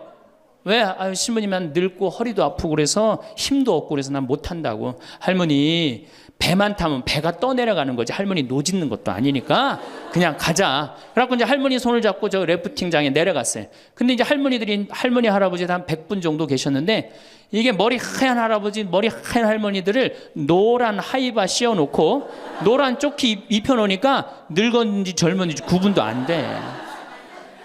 얼마나 이쁜지 몰라요. 그러고 딱 배를 타고 내려가 보니 얼마나 좋아요. 배가 두둥실 떠내려가는 것처럼 마음도 어때요? 나이 먹었다고 여러분들 감정이요. 늙었다고 감정이 없는 게 아니에요. 늙으면 늙을수록 더 감정이 더 정말로 애틋합니다. 그 할머니들 보니까 막 소양강 처녀 부르고 뭐 두만강 부르고 할아버지 배에 물 견지고 난리도 아니야. 이제 2시간이 지났어요. 래프팅이 끝나고 할머니가 패들이라고 그래. 패들을 이렇게 쥐고 이렇게 허리가 구부러졌으니까 이렇게 올라왔어요. 할머니 어땠어요? 그랬더니 이 할머니 하시는 말씀이 죽어도 좋아. 그래. 죽어도 좋아. 이 고객은 기절을 한 거예요. 이 할머니가 애들을 8을 낳는데 본당에 돌아가갖고 그랬대요. 니네들 다 모여봐라. 다 불렀대요. 죽전, 분당 여기 사는 교우들 다 저 아들 딸들을 다 불렀대요. 니네들 내가 80평생 살 동안 나하고 2박 3일 놀러 가고 모닥불 피고 나하고 내 손 잡고 춤춰준 적 있냐? 없지. 니네들 내가 늙었다고 나 래프팅 시켜준 적 있냐? 없지. 근데 우리 신부님이 제가 지금은 40대지만 그때는 30대였거든. 30대 중반. 우리 신부님이 그걸 다 해줬다. 나는 우리 신부님 너무너무 행복하다. 신부님 때문에. 근데 이 신부님이 성당을 줘야 되는데 돈이 없다. 돈이 없으니까 니네들 나한테 못 해준 거 돈 갖고 와라. 그래서 할머니가 신문지에 돈을 이만큼 싸갖고 왔어요. 이거 뭐냐 그러니까 신부님 이거 내가 신축금으로 자식들한테 걷어온 거래. 그러니까 이 고객이 기절하니까 내가 시키지도 않았는데 앵벌이를 알아서 해갖고 와.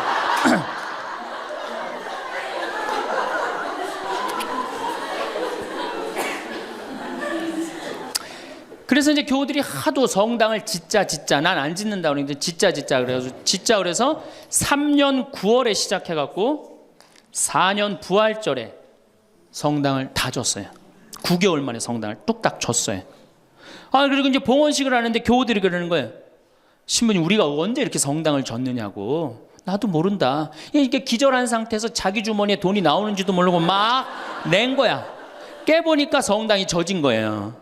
사실은 교우들이 행복하면 성당 짓는 거 어려운 일 아니에요. 우리 정신부님도 모현 성당 참 멋있고 깨끗하게 또 지셨는데 어떻게 또 동백으로 또 가고 참 불쌍한 신부예요. 사실은 하나만 지면 됐지.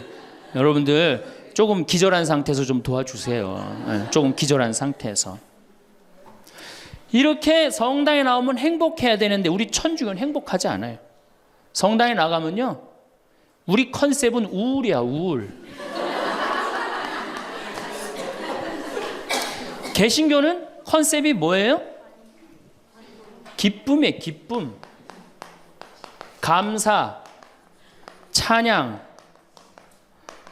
영광, 경배, 알렐루야. 그렇죠? 아멘. 이렇단 말이야 개신교는. 근데 우리 천주교는 이게 서비스의 정신이 없기 때문에 우울로 돌아갈 수밖에 없어요. 그러니까 우리는 주로 뭐냐면은 봄판공, 가을판공, 십자가의 길, 참회의 절, 양심성찰 이런 거란 말이야. 그냥 늘 우울해. 나는 우리 교우들 참 불쌍해요. 왜 불쌍하냐면은 일주일 내내 그냥 시어머니 때문에 속이 부글부글 끓었어. 남편 때문에 부글부글 끓었어. 일주일 내내 며느리 때문에 속이 부글부글 끓었어. 그래갖고 성당에 가서 이걸 좀 풀어야 되는데 성당 가면 어떻게 기를 죽이냐면 미사 시작 우리가 첫 전례가 뭐냐면 이 참회의 절이에요. 그래갖고 뭐라고 시키냐면 내 탓이오, 내 탓이오, 내 큰 탓이라고 그러니 이게 이게 풀로 왔는데 이게 풀로 오는 게 다 다시 내 탓으로 다 내가 지고 다시 집에 가는 거야. 이게 미치는 거죠. 제가 한번 어느 성당에 환경 강의를 간 적이 있어요.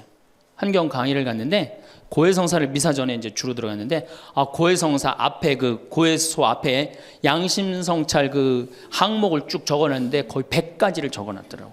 뭐 주일미사 빠진 거, 뭐 교무금 떼어먹은 거, 뭐 술집에 간 거 막 100가지 써놨어요. 보니까 내가 이렇게 들어가면서 야 저거 보고 있는 사람들 정말 우울하겠구나 그런 생각 들었어요. 아니나 달라 한 형제가 딱 들어오더니 숨을 팍 쉬더니 신부님 내가 3년 만에 성당에 왔는데 저거 앞에 보니까 안 걸리는 게 없다. 그중에 특별히 6번, 27번, 65번이 걸린다는 거예요.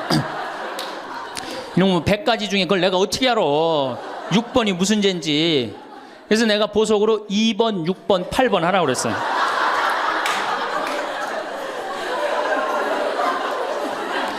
그러니까 우리 교우들은 이게 미사 참여를 해도 막 기쁘거나 내가 좀 하느님한테 경배를 드렸다. 내가 오늘 정말 알렐루야 아멘을 했다. 이런 기분이 안 들어요. 미사를 해도 막 그렇고 안 한 것 같기도 하고 성가 소리 들으면 더 미쳐요. 내가 이 성가 이렇게 피정지도 나가서 부르다가 몇 번 죽을 뻔한 적도 있어요.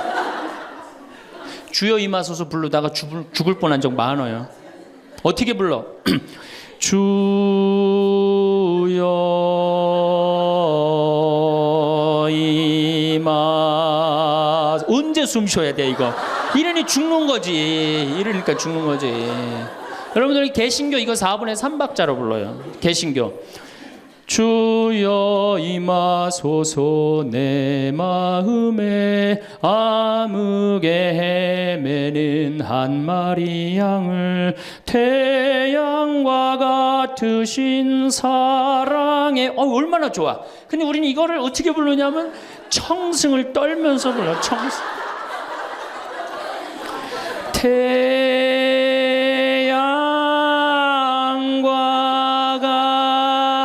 같으신 태양이 무슨 놈의 태양이 그런 태양이 있어요. 성가하고 나면 힘들어 막 기쁜 게 아니라. 그렇지 않아요? 난 대림절에 제일 부르기 싫은 노래가 구세주 빨리 오사야. 그 노래 미칩니다. 그게 빨리 오라는 거예요? 오지 말라는 거지.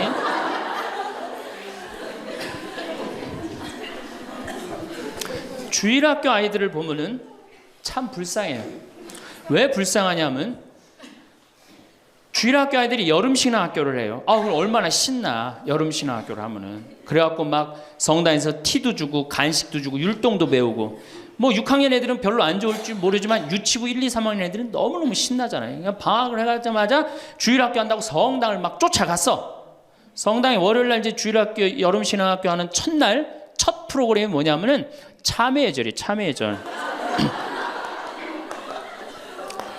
애들을 다 유치부부터 6학년까지 다 앉히고 갑자기 불을 끕니다. 성당불을 다 꺼요. 그리고 초 2개만 딱 켜놓고 주일학교 선생님이 양심성찰을 하자고 그래요. 양심성찰을 갖고 이제 주일학교 선생님이 읽기 시작합니다. 뭐라고 읽어? 유치부부터 6학년까지 앉혀놓고 나는 엄마 몰래 헌금 1,000원 중에 500원을 떼어먹었어. 이러면요 유튜브 애들이 눈꼬리가 막 올라가요. 저걸 어떻게 알았지? 내가 헌금 떼어먹은 걸. 난 엄마 몰래 오락실을 갔습니다. 이게 괴로운 거예요. 애들도 괴로운 거예요. 애들도 우울 컨셉으로 이제 성장하기 시작하는 거죠. 이렇게 6년 동안 하면요 애들이 무슨 생각할 것 같아요? 6년 동안 하면은 여러분들이 잘 하셔야 돼요. 6년 동안 맨날 참회절하고 돈 떼어먹고 오락실 가고 성당 안 나가고 부모에게 불호 효도한 놈이 6학년 딱 졸업할 때 무슨 생각을 하냐면 그래 나 같은 죄인은 이제 더 이상 성당 나갈 수가 없어. 나는 주일학교 졸업하는 동시에 성당 안 나올 거야. 죄인들은 다 떨어져 나가요. 그러니까 주일학교가 1,000명이면 중고등학교는 몇 명으로 줄어들어? 100명으로 줄어들어요. 900명의 죄인은 다 떠난 거예요. 나머지 100명은 이제 성당에 그래도 나오는데 얘네들은 어떤 애들이냐? 정말 착한 애들이든지 정말 어리삐리한 놈이지 둘 중에 한 놈만 성당에 나오는 거예요. 개신교는 주일학교가 1000명이면 중고등학교도 1000명, 중고등학교가 1000명이면 청년도 1000명이에요. 왜? 이들은 기쁘기 때문에. 그게 현대 영성에 맞는 거예요. 이들은 행복하기 때문에. 교회 나가면 행복하잖아. 찬양도 하고 영광도 드리고. 근데 이놈 먹고 성당만 나가면 눈 감켜놓고 뭐 돈 떼어먹었느니 뭐 이러니 애들이 성당 나가고 싶어요. 점점 줄어드는 거예요. 정말로 우리 애가 아이들한테 이 주일학교 아이들이 끝까지 신앙생활을 잘 시키고 싶으면 기쁨의 신앙을 가르쳐야 돼요. 영광의 신앙, 감사의 신앙. 우리가 이게 우울의 극치를 보면은 성지순례 때 이제 우울의 극치야. 성지순례. 이거는 진짜 이제 고쳐야 되는 병 중에 병이에요. 성지순례 언제 갑니까? 5월에 가죠? 9월에 가죠? 여러분들 본당 신부님 정말로 훌륭한 본당 신부님 만나갖고 5월 오늘 2일이죠? 참 이 좋은 때 얼마나 경치가 좋아요 여기. 좋죠? 이렇게 좋은데 딱 들어와서 장미 만발하고 철쭉 쫙 펴있고 하늘은 파랗고 구름도 높고 얼마나 좋아. 가을에 코스모스 만발하고. 근데 이제 솔매로 성지순례를 간단 말이야. 근데 막 버스를 타려고 그랬는데 내 마음에 맞는 자매가 내 같은 버스를 탔어. 그럼 막 손잡고 팔짝팔짝 뛰어. 그 다음에 허리에는 돈주머니도 차고 간식도 했단 말이야. 근데 레지오 단장이 가만히 보니까 우리 컨셉은 우울인데 저거 너무 들떴다. 그래갖고 이제 버스에 딱 올라타면은 묵주를 딱 꺼내라고 그래.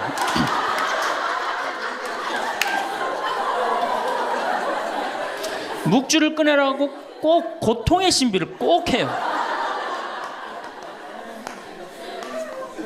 그리고 난 다음에 뭐 예수님 뭐 피땀 흘리심을 묵상합시다. 뭐 가시관 쓰심을 묵상합시다. 뭐 두들겨 맞으심을 묵상합시다. 십자가에 올라가심을 묵상합시다. 내려오심을 묵상합시다. 이걸 오단하고 나면요. 무슨 코스모스 만발하고 장미 뭐 피는 게 어디 있어요. 지금 신부님 저 예수님이 지금 십자가 올라갔다 내려오고 막 피땀 흘리고 그랬는데 그런 관광버스 안이 찬물 끼얹어놓은 것 같이 조용해져요. 그러면 내가 보기엔 그것만 해도 충분한데 또 김대원 신부님 생애를 누가 또 들고 나와서 읽기 시작을 합니다. 신부님 할아버지는 감옥에서 매 맞아 죽고 아버지는 1839년 기회박해 때 목 잘려 죽고 막 이런 얘기하면은 버스 아니 뭐 지금 뭐 관광버스를 탔는지 이게 관광버스가 아니에요. 장례차가 가는 거 장례차.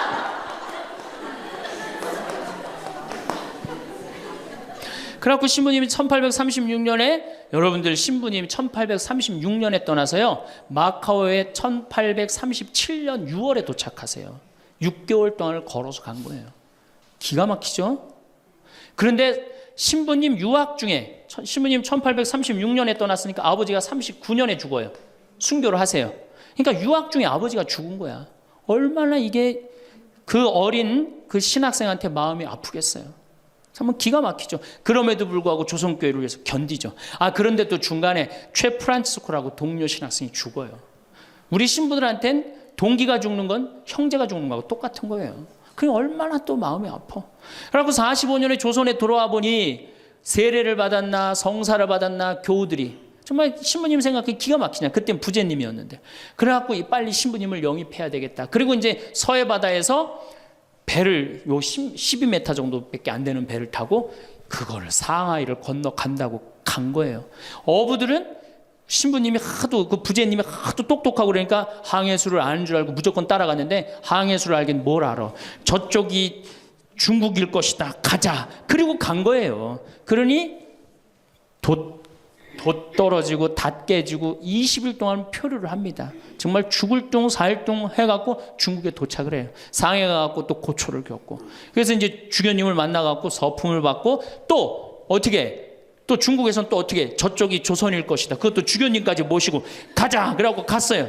갔는데 웬걸 딱 도착을 했는데 사람이 말을 했는데 이상한 말을 하는 거. 어디서 와서 꽝 이러는 거예요. 제주도로 간 거예요. 제주도로 잘못 가갖고 제주도에서 또 미사를 봉헌하시고 인천 아파트로 와서 사목을 하는데 잠을 잡니까? 뭐를 합니까? 그러다가 6월 달에 순이도에서 붙잡히세요. 붙잡혀갖고 한양으로 압송을 되는데 6월에서 9월이면 여름을 지나는 거 아니에요? 얼마 똑똑해. 세계 지도 그릴 줄 알지, 라틴어 할 줄 알지, 중국어 할 줄 알지. 이 급변하는 세상에서 나라를 위해서 일 좀 하려고 그러는데 우리 대장 예수님을 두고 내가 어디를 하느냐 이래갖고 그냥 당당하게 이렇게 견디시잖아요. 그래갖고 막 신부님 허벅지를 때려. 그래갖고 막 구데기가 끓고 그러죠. 그러다 9월 16일 날 신부님이 순교를 하셔요. 세남토에서.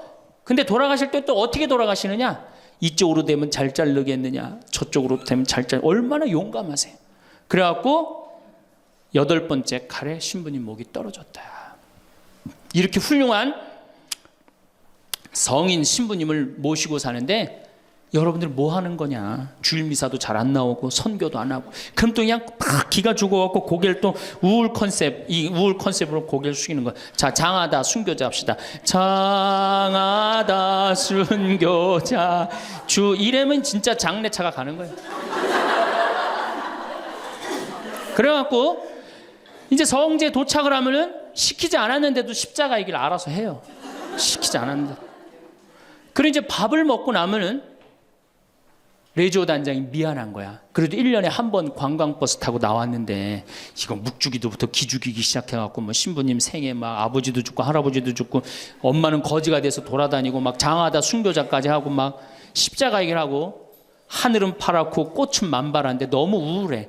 그럼 이제 전심 때 술을 따르기 시작합니다. 한 잔씩 먹이기 시작해요. 한 잔씩 먹이고 돌아올 때 보면요 가관이 아니에요. 분명히 갈 때는 장하다로 갔는데 올 땐 차차차로 오는 거예요.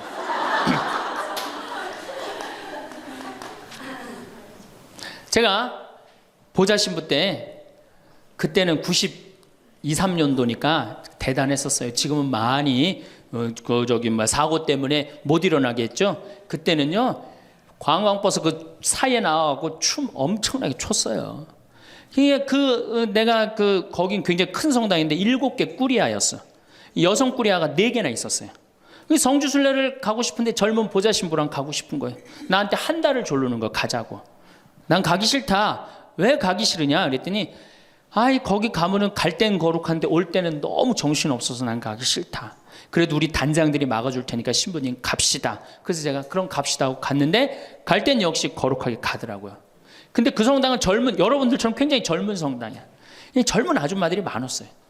내리자마자 술을 소주에 박스로 그냥 먹는 거예요. 근데 딱 버스에 올라타자마자 복도에 나와서 춤추기 시작해요. 근데 저는 이해가 돼요. 1년 내내 우울했는데 딱 하루 스트레스 풀 수 있는 유일한 기회는 언제야? 성주순례 돌아오는 길. 한국 천주교 공인 다 똑같아요. 모든 성당이 다 똑같아요. 갈 땐 거룩하고 올 땐 난장판이에요. 막 춤을 추다가 자기네들끼리 춤추니까 재미없잖아. 보좌 신부하고 같이 추고 싶은데 맨 앞에 보좌 신부는 앉아있는데 이 단장님들이 막았는데 제가 어쩔 수 없이 끌려나갔어요. 신부님 우리하고 좀 오늘만은 같이 좀 놀아달라고. 그래서 저는 춤출 줄 몰라요. 신부님 걱정하지 말라고. 우리가 다 알아서 한다고. 어떻게 알아서 해? 내 손을 붙잡더니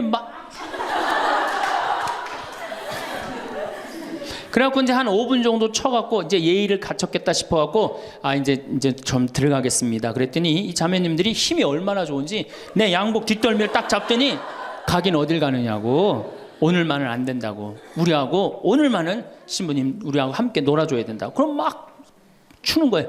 뒤에 있는 아줌마들이 뭐라 그래? 야 니네들만 신부님 데리고 놀지 말고 뒤로 좀 보내 이러네.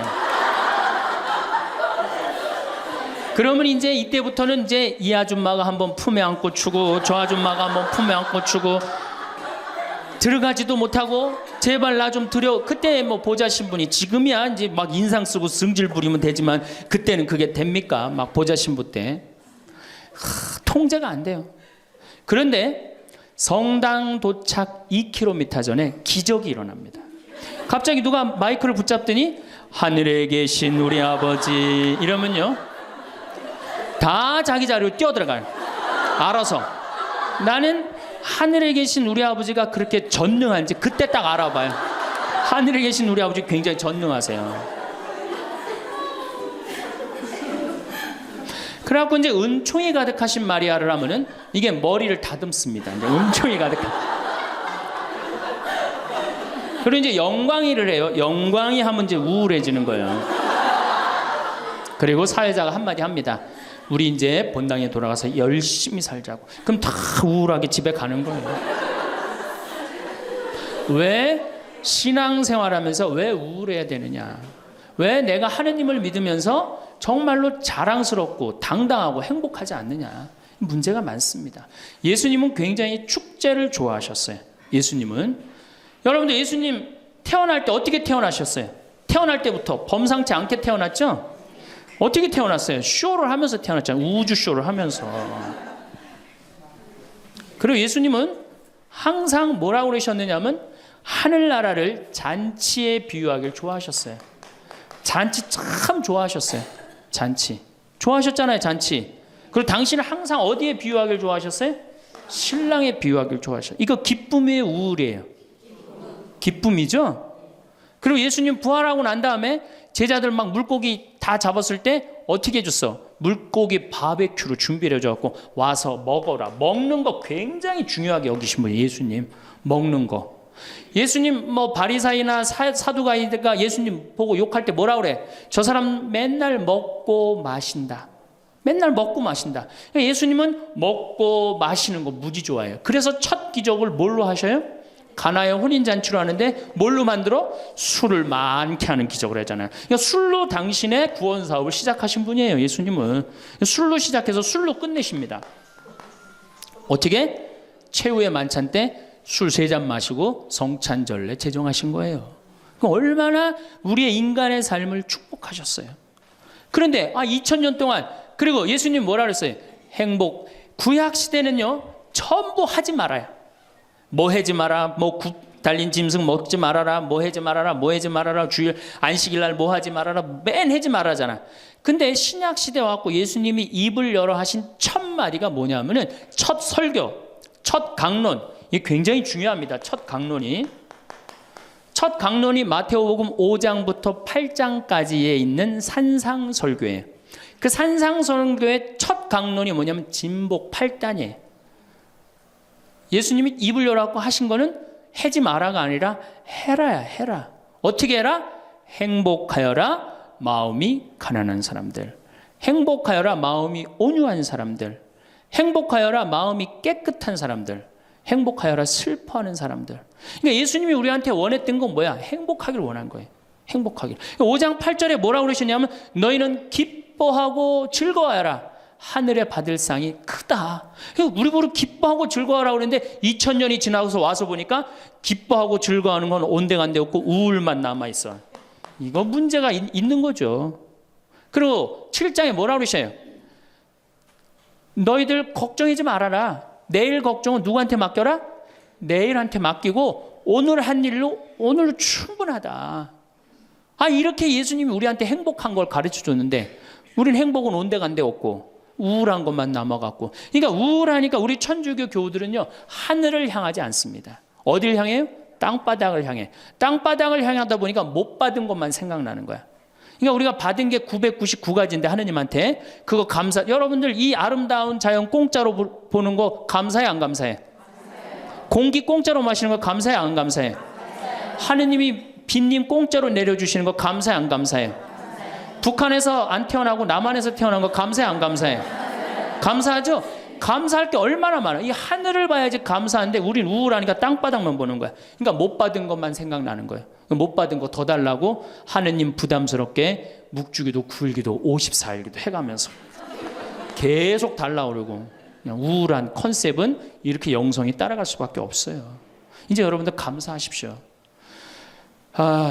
데살로니가 전서 5장 16절에 뭐라 그래? 항상 감사하시오. 항상 기도하시오. 항상 기뻐하시오. 이것이 우리 주 예수 그리스도를 통하여 드러내신 하느님 아버지의 뜻입니다. 그랬어요. 그러니까 여러분들 정말로 내가 하느님을 믿는다. 내가 천주교 신앙생활을 한다. 그러면은 그거는 굉장히 당당한 거고 감사한 거고 영광스러운 거예요. 근데 우리 자꾸 젖어들어요.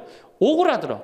내가 신학생 때 한번 밥을 먹으면서 일반 음식점에서 성호를 긋고 밥을 먹었어요. 성부와 성자와 성령의 이름으로 아멘하고 밥을 이렇게 기도를 하고 먹었는데 반대편에 앉아있는 형제가 내가 보긴 성당 다니는 형제 같아 보니까. 근데 저 젊은 놈이 성호를 굽고 밥을 먹으니까 굉장히 미안했나 봐요. 그래서 이렇게 보는데 내 눈에 딱 띄었어요. 허벅지에 십자가를 이렇게 긋고 먹더라고요. 우리 신앙이 자꾸 이렇게 오그라드는 거예요. 우리가 하느님께 받은 은혜가 너무 많으면은 하느님께 영광 드리고 그 받은 은혜에 대해서 다른 사람한테 자랑하는데 우리는 그런 영성이 없어요. 못 받은 것만 생각나고. 그러니까 이 감사기도, 찬양기도, 영광기도 드리는 것보다는 간구기도가 훨씬 많아요. 우리가 간구기도를 하다 보면 자꾸 하느님을 의심하게 됩니다.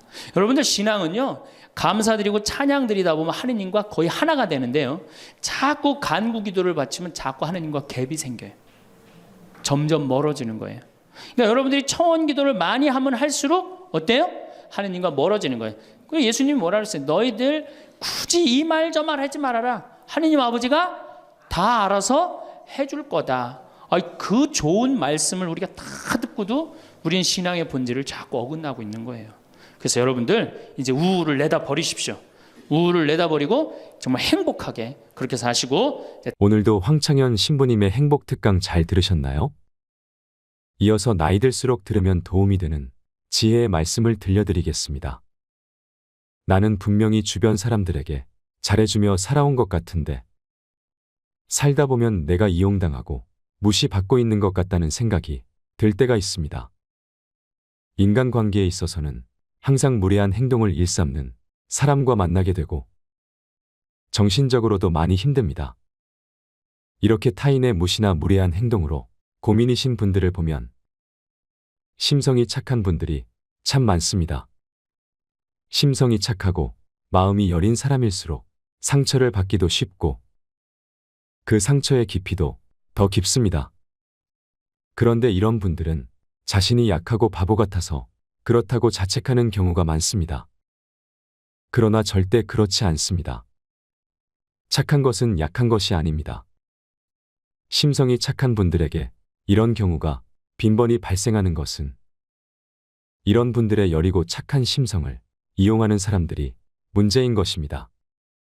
세상을 살아가면서 좋은 사람도 있지만 여러분에게 독이 되는 사람도 분명히 있습니다. 첫 번째, 의사 표현을 정확하게 하세요. 분명하고 정확하게 말하면 맺고 끊음이 분명하고 사람이 철저하다는 인상을 줍니다. 여러분의 선이 명확하면 상대방도 일단 경계합니다. 쉽게 보이지 않기 때문입니다. 일과 관련해서는 본인의 업무를 잘 파악하며 분명하고 정확하게 말하는 연습을 해야 합니다. 또한 대화를 할 때 필요한 말을 정리하여 천천히 말하는 것이 좋습니다. 정리하여 말할 줄 아는 사람은 가벼워 보이지 않고 생각의 깊이가 깊어 보입니다. 정확하게 말하는 것은 여러 가지로 해석될 여지를 주지 않습니다. 게다가 빈틈이 없고 단단하다는 인상을 줍니다. 하지만 여유 있고 느긋한 표정과 자세로 말하셔야 합니다. 어색하거나 익숙하지 않을 땐 그것이 말과 행동에 묻어납니다. 쉽지 않더라도 계속 반복하면 여유와 힘이 생깁니다. 처음엔 누구나 어렵습니다. 너무 신경 쓰지 마세요. 처음에는 잘 되지 않고 어렵더라도 분명하고 정확하게 말하는 것은 결국 여러분에게 이득입니다. 그리고 식당에서 주문할 때 원하는 것을 물어보면 아무거나 라고 말하는 분들이 있습니다. 관심이 없을 때는 그럴 수 있지만 자기 주장이 없거나 거절을 힘들어하거나 다른 의견을 내는 것에 어려움을 느끼는 사람 등의 경우 아무거나 라고 표현하는 경우가 많습니다. 이런 경우에는 다른 사람에게 주관이 없고 약하다는 인상을 줍니다. 이러한 사소한 곳에서의 우유부단한 모습이 발단이 되어 무시하는 행동을 불러들이기도 합니다. 거절이 힘들거나 자기 주장이 어려운 분들은 식당에서 주문할 때 아무거나 대신 자신의 의견을 말하는 연습부터 해보세요. 사소한 것이지만 분명 많은 것이 달라질 것입니다. 자기 주장이 있다는 것은 당당하다는 인상을 줍니다. 거절을 표현할 경우에는 더욱 분명하고 정확하게 말해야 합니다. 그리고 정확하게 전달하고 난 뒤에는 감정이 흔들리거나 우유부단하게 결정을 번복하지 마세요. 상대방이 사정하더라도 바꾸지 않는 것이 좋습니다. 사정을 받아준다는 것을 악용하는 사람이 있기 때문입니다. 만약 받아준다면 그때는 해줬는데 지금은 왜 안 되느냐고 하면서 오히려 여러분을 흔들어 놓을 것입니다. 여러분의 호의를 자신의 권리로 여기는 사람과는 조금 거리를 두는 것이 좋습니다. 호의는 여러분의 자유의지로 베푸는 것일 뿐 의무가 아니기 때문에 호의를 베풀지 못하는 이유를 설명할 필요도 없습니다. 항상 의사표현을 명확히 하시고 거절하는 법을 연습하세요. 두 번째, 어떤 일이든 분명하게 짚고 넘어가세요. 상대방이 애매하거나 비꼬는 말을 하는 경우 상대방이 했던 말의 의미를 진지하게 되묻는 것이 좋습니다. 뱉은 말의 뜻을 분명하게 짚고 넘어가는 것은 더 이상 나의 빈틈을 주지 않겠다는 표현입니다. 그러면 상대방은 농담이라거나 비판하는 반응을 보일 수 있습니다. 이럴 때는 당황하지 마시고 그냥 궁금해서요라고 대답하면 됩니다. 세 번째, 무례한 행동에는 반응하세요. 무례한 행동에 반응하지 않고 무시한다면 다음에는 그 사람이 여러분에게 더 큰 무례한 행동을 할 수도 있습니다. 약한 강도의 무례한 행동을 상대방의 실수로 생각하거나 농담 정도로 넘기기도 합니다. 그런 것에 화낸다는 것이 속 좁은 사람처럼 보일 수도 있고 민망하기도 해서 그냥 웃으며 받아주는 척하는 경우도 있습니다. 그러면 자신의 무례한 행동을 미안해하는 사람도 있지만 여기에 힘을 얻어서 심한 행동을 하는 사람도 있습니다. 약한 강도의 무례한 행동이 상대방의 간을 보는 행동일 수 있는 것입니다. 즉 일부러 해보는 것이죠. 상대의 반응을 보고 다음 행동을 취하는 것입니다. 말을 얼버무리거나 피하려는 자세로 대하면 상대방은 여러분이 약하다고 느낄 것입니다. 실제로 많은 사람들이 그렇습니다. 물론 한두 번 참아줄 수는 있습니다. 그러나 선을 넘는다는 생각이 든다면 참을 필요는 없습니다. 네 번째, 적당히 베푸세요. 베푸는 것은 우리가 미덕으로 여기는 가치 중 하나입니다. 그러나 때로는 베푸는 것이 상대방에게 해로울 수도 있습니다. 그들은 우리가 예상한 것보다 더 많은 것을 요구하거나 우리의 자원을 지나치게 고갈시키는 일이 발생할 수 있습니다. 이런 문제를 막는 해결책 중 하나는 여러분 자신을 먼저 생각하는 것입니다. 심성이 착한 분들은 남을 먼저 생각합니다. 그런데 상대방은 감당할 만하니까 들어주나 보다라고 생각하고 다음에는 더 큰 것을 부탁할 것입니다. 물건을 깎다 보면 더 낮출 수 있을 것 같아 한 번 더 깎는 것처럼 말이죠. 선이라도 적당히 베푸세요. 나 자신을 먼저 생각하는 것도 용기입니다. 봉사도 도울 여유가 있다면 하는 것이지. 나 자신을 잃고 과할 정도로 힘들게 해서는 안 된다는 것입니다. 내 능력과 생활, 가족까지 고려했을 때 가능하다면 돕는 것이고 힘들다면 베풀 수 없는 것입니다. 베풀지 않았다고 비난할 이유도 없고 상대방에게 미안해하거나 죄책감을 느낄 필요도 없습니다. 다섯 번째, 나 자신을 되돌아볼 줄 알아야 합니다. 만만하게 보이는 것에 대한 근본적인 해결책을 찾으려면 나 자신을 알아야 합니다. 여러분이 마주하는 문제나 상황을 분석하고 해결책을 찾아내기 위한 노력이 반드시 필요합니다. 여러분 스스로를 당당하게 생각해야 자신감도 생기고 주변 사람들에게 존중받을 수 있습니다. 이렇게 자존감이 높아지면 여러분이 필요한 것을 적극적으로 요구할 줄 알고 거절에 대한 여유도 가질 수 있습니다. 이를 통해 자신의 근본적인 문제를 해결하고 더 건강하고 행복한 삶을 살아갈 수 있습니다. 여섯 번째, 자신의 재능과 잠재력을 키우세요. 우리는 모두 잘할 수 있는 것이 있고 개개인만의 능력이 있습니다. 이러한 재능과 잠재력을 키우면 자신감을 회복하고 용기를 얻을 수 있습니다. 단점에만 집중하지 말고 장점을 발견하면서 긍정적인 생각을 가지면 자신감도 높아지고 당당해집니다. 더 나아가서 작은 것이라도 새로운 것에 도전하고 여러분이 관심 있는 분야에 대해 꾸준히 공부해 보세요. 도전하는 사람은 활발해지며 성격에도 긍정적인 영향을 줍니다. 또한 활동이 많아지면 시간 관리를 더 잘하게 되고 다양한 경험을 쌓을 수 있습니다. 여러분의 재능과 잠재력을 키우면서 자존감과 자신감을 높이고 스스로 존중받을 수 있는 사람으로 거듭나세요. 그렇게 한다면 만만하지 않은 사람을 넘어서 강한 사람이 되어갈 것입니다.